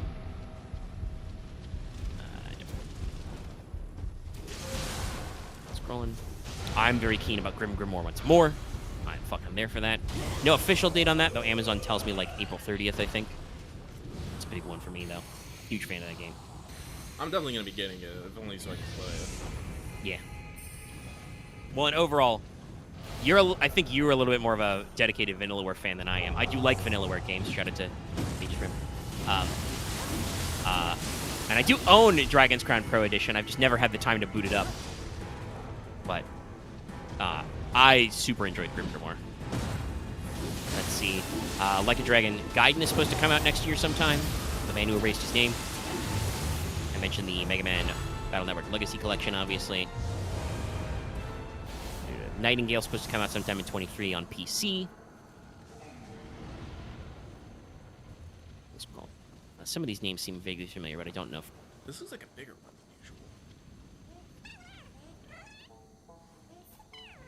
than usual. Starfield's still claiming 2023. Once again, we'll see.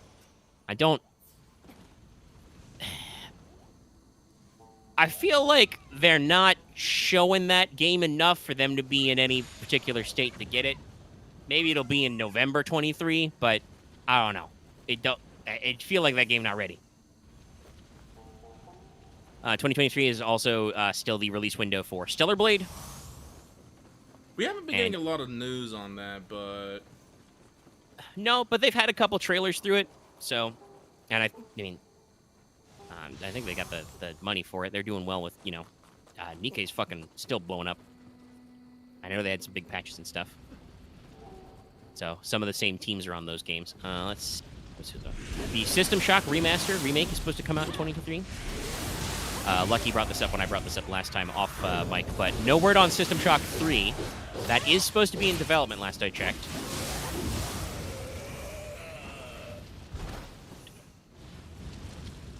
Wolf Among Us 2 is supposed to also come out in 2023, in case you were confused by the Hellboy trailer for a little bit.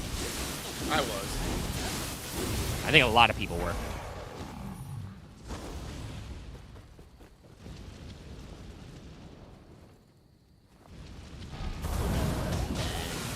Yeah, that's basically it from the key stuff. Not kind of games we've already mentioned in the Game Awards coverage. But there you go. Video games, they're cool. I haven't really done anything else interesting besides play video games and watch people play video games this week. And as Lucky said, we probably want to do a little bit of Underneath the Water today. Underneath the water. So we've hit about 3 hours. I'm ready to put this to bed and pack up this audio. Yeah. Anything else? Obviously, you played Callisto Protocol and got some of your thoughts out there. Anything else you had going on in the week, Lucky, you want to bring up? No. I'm looking around my room now. Like I said, I'm not going to give up on Callisto Protocol. Not yet, but I definitely need a moment to just sit down and stop molding a little bit. And I think I will just restart it and play it on the easiest difficulty just so I can get through the experience. Because I do think there is a fun game in there. It's just not at the difficulty that they have set. Because I do like the melee. I do like a game where we do not rely on guns to solve every single fucking problem. I do feel like that is a complaint I have with a lot of modern games is we always seem to have to use range solutions to solve all our problems, which is fair, which is part of the human consciousness and whatnot. You do not want that thing that is going to hurt you to be anywhere near you. But I do like the feeling of bashing things with a stick is a viable solution.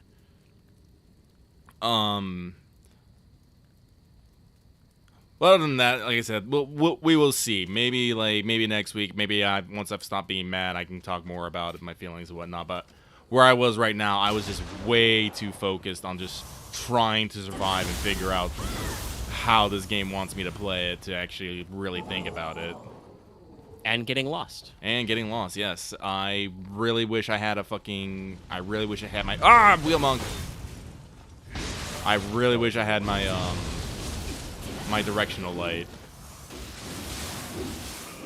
Magic hologram line. But okay, well, with that all out of the way, it's perfect time to do our usual Rappius-uppius. Rappius-uppus.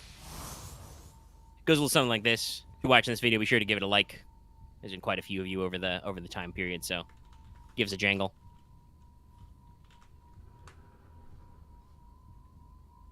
Also, leave your comments down below. What are your thoughts on the Game Awards stuff?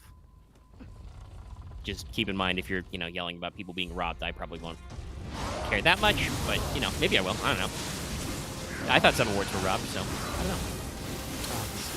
This track makes me cry. You can also join our Discord. Links in the video description and our channel page. There you can definitely yell about video games and other things for long periods of time. Find out slick new tunes. Additionally, if you're new here and haven't already, please subscribe to our channel to get more of this. Suck FGO, episode's already out. It's fine, it's smooth. Learn how to Santa Carna. Go for it. You want to watch click the video that talks about lotto boxes. I know you do. You love to click lotto boxes. But you can get more of that every week, and also make sure you're subbed so you can keep track of us when we stream. Like I said, we are on our Monday stream series. We are going through God of War Ragnarok. Just started, so you don't have a lot to catch up there. If you want to get in. And our Wednesday series is also Final Fantasy XIV. I'm sure Lucky will assemble a bevy of weird, funny, and also soul-crushing content for me to try in the bridge period between A Realm Reborn and Heavensward. So we'll have all kinds of fun cavalcades of things to do on Wednesday. And, you know, other videos are going to come out. I got to get together a wanted script as well. For Retro. I'll probably do that tomorrow. Also, hopefully we should be gaming tomorrow. I think Dallas is finally free from the dungeon. It's going to be 2 weeks, so I'm going to have to remind everybody what we're doing. I remember what I was going to do.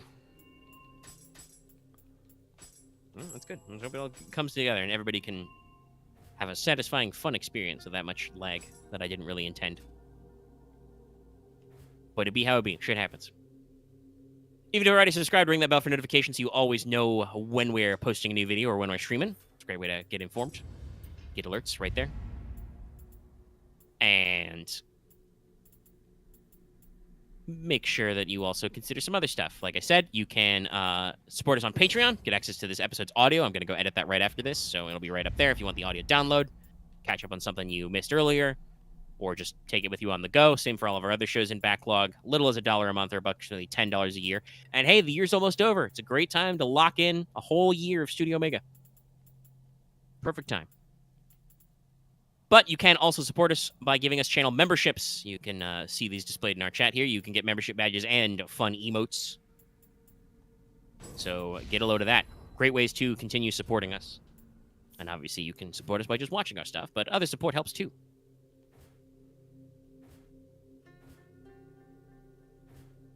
And yeah, that's everything. I think this has been our What's Up for the week.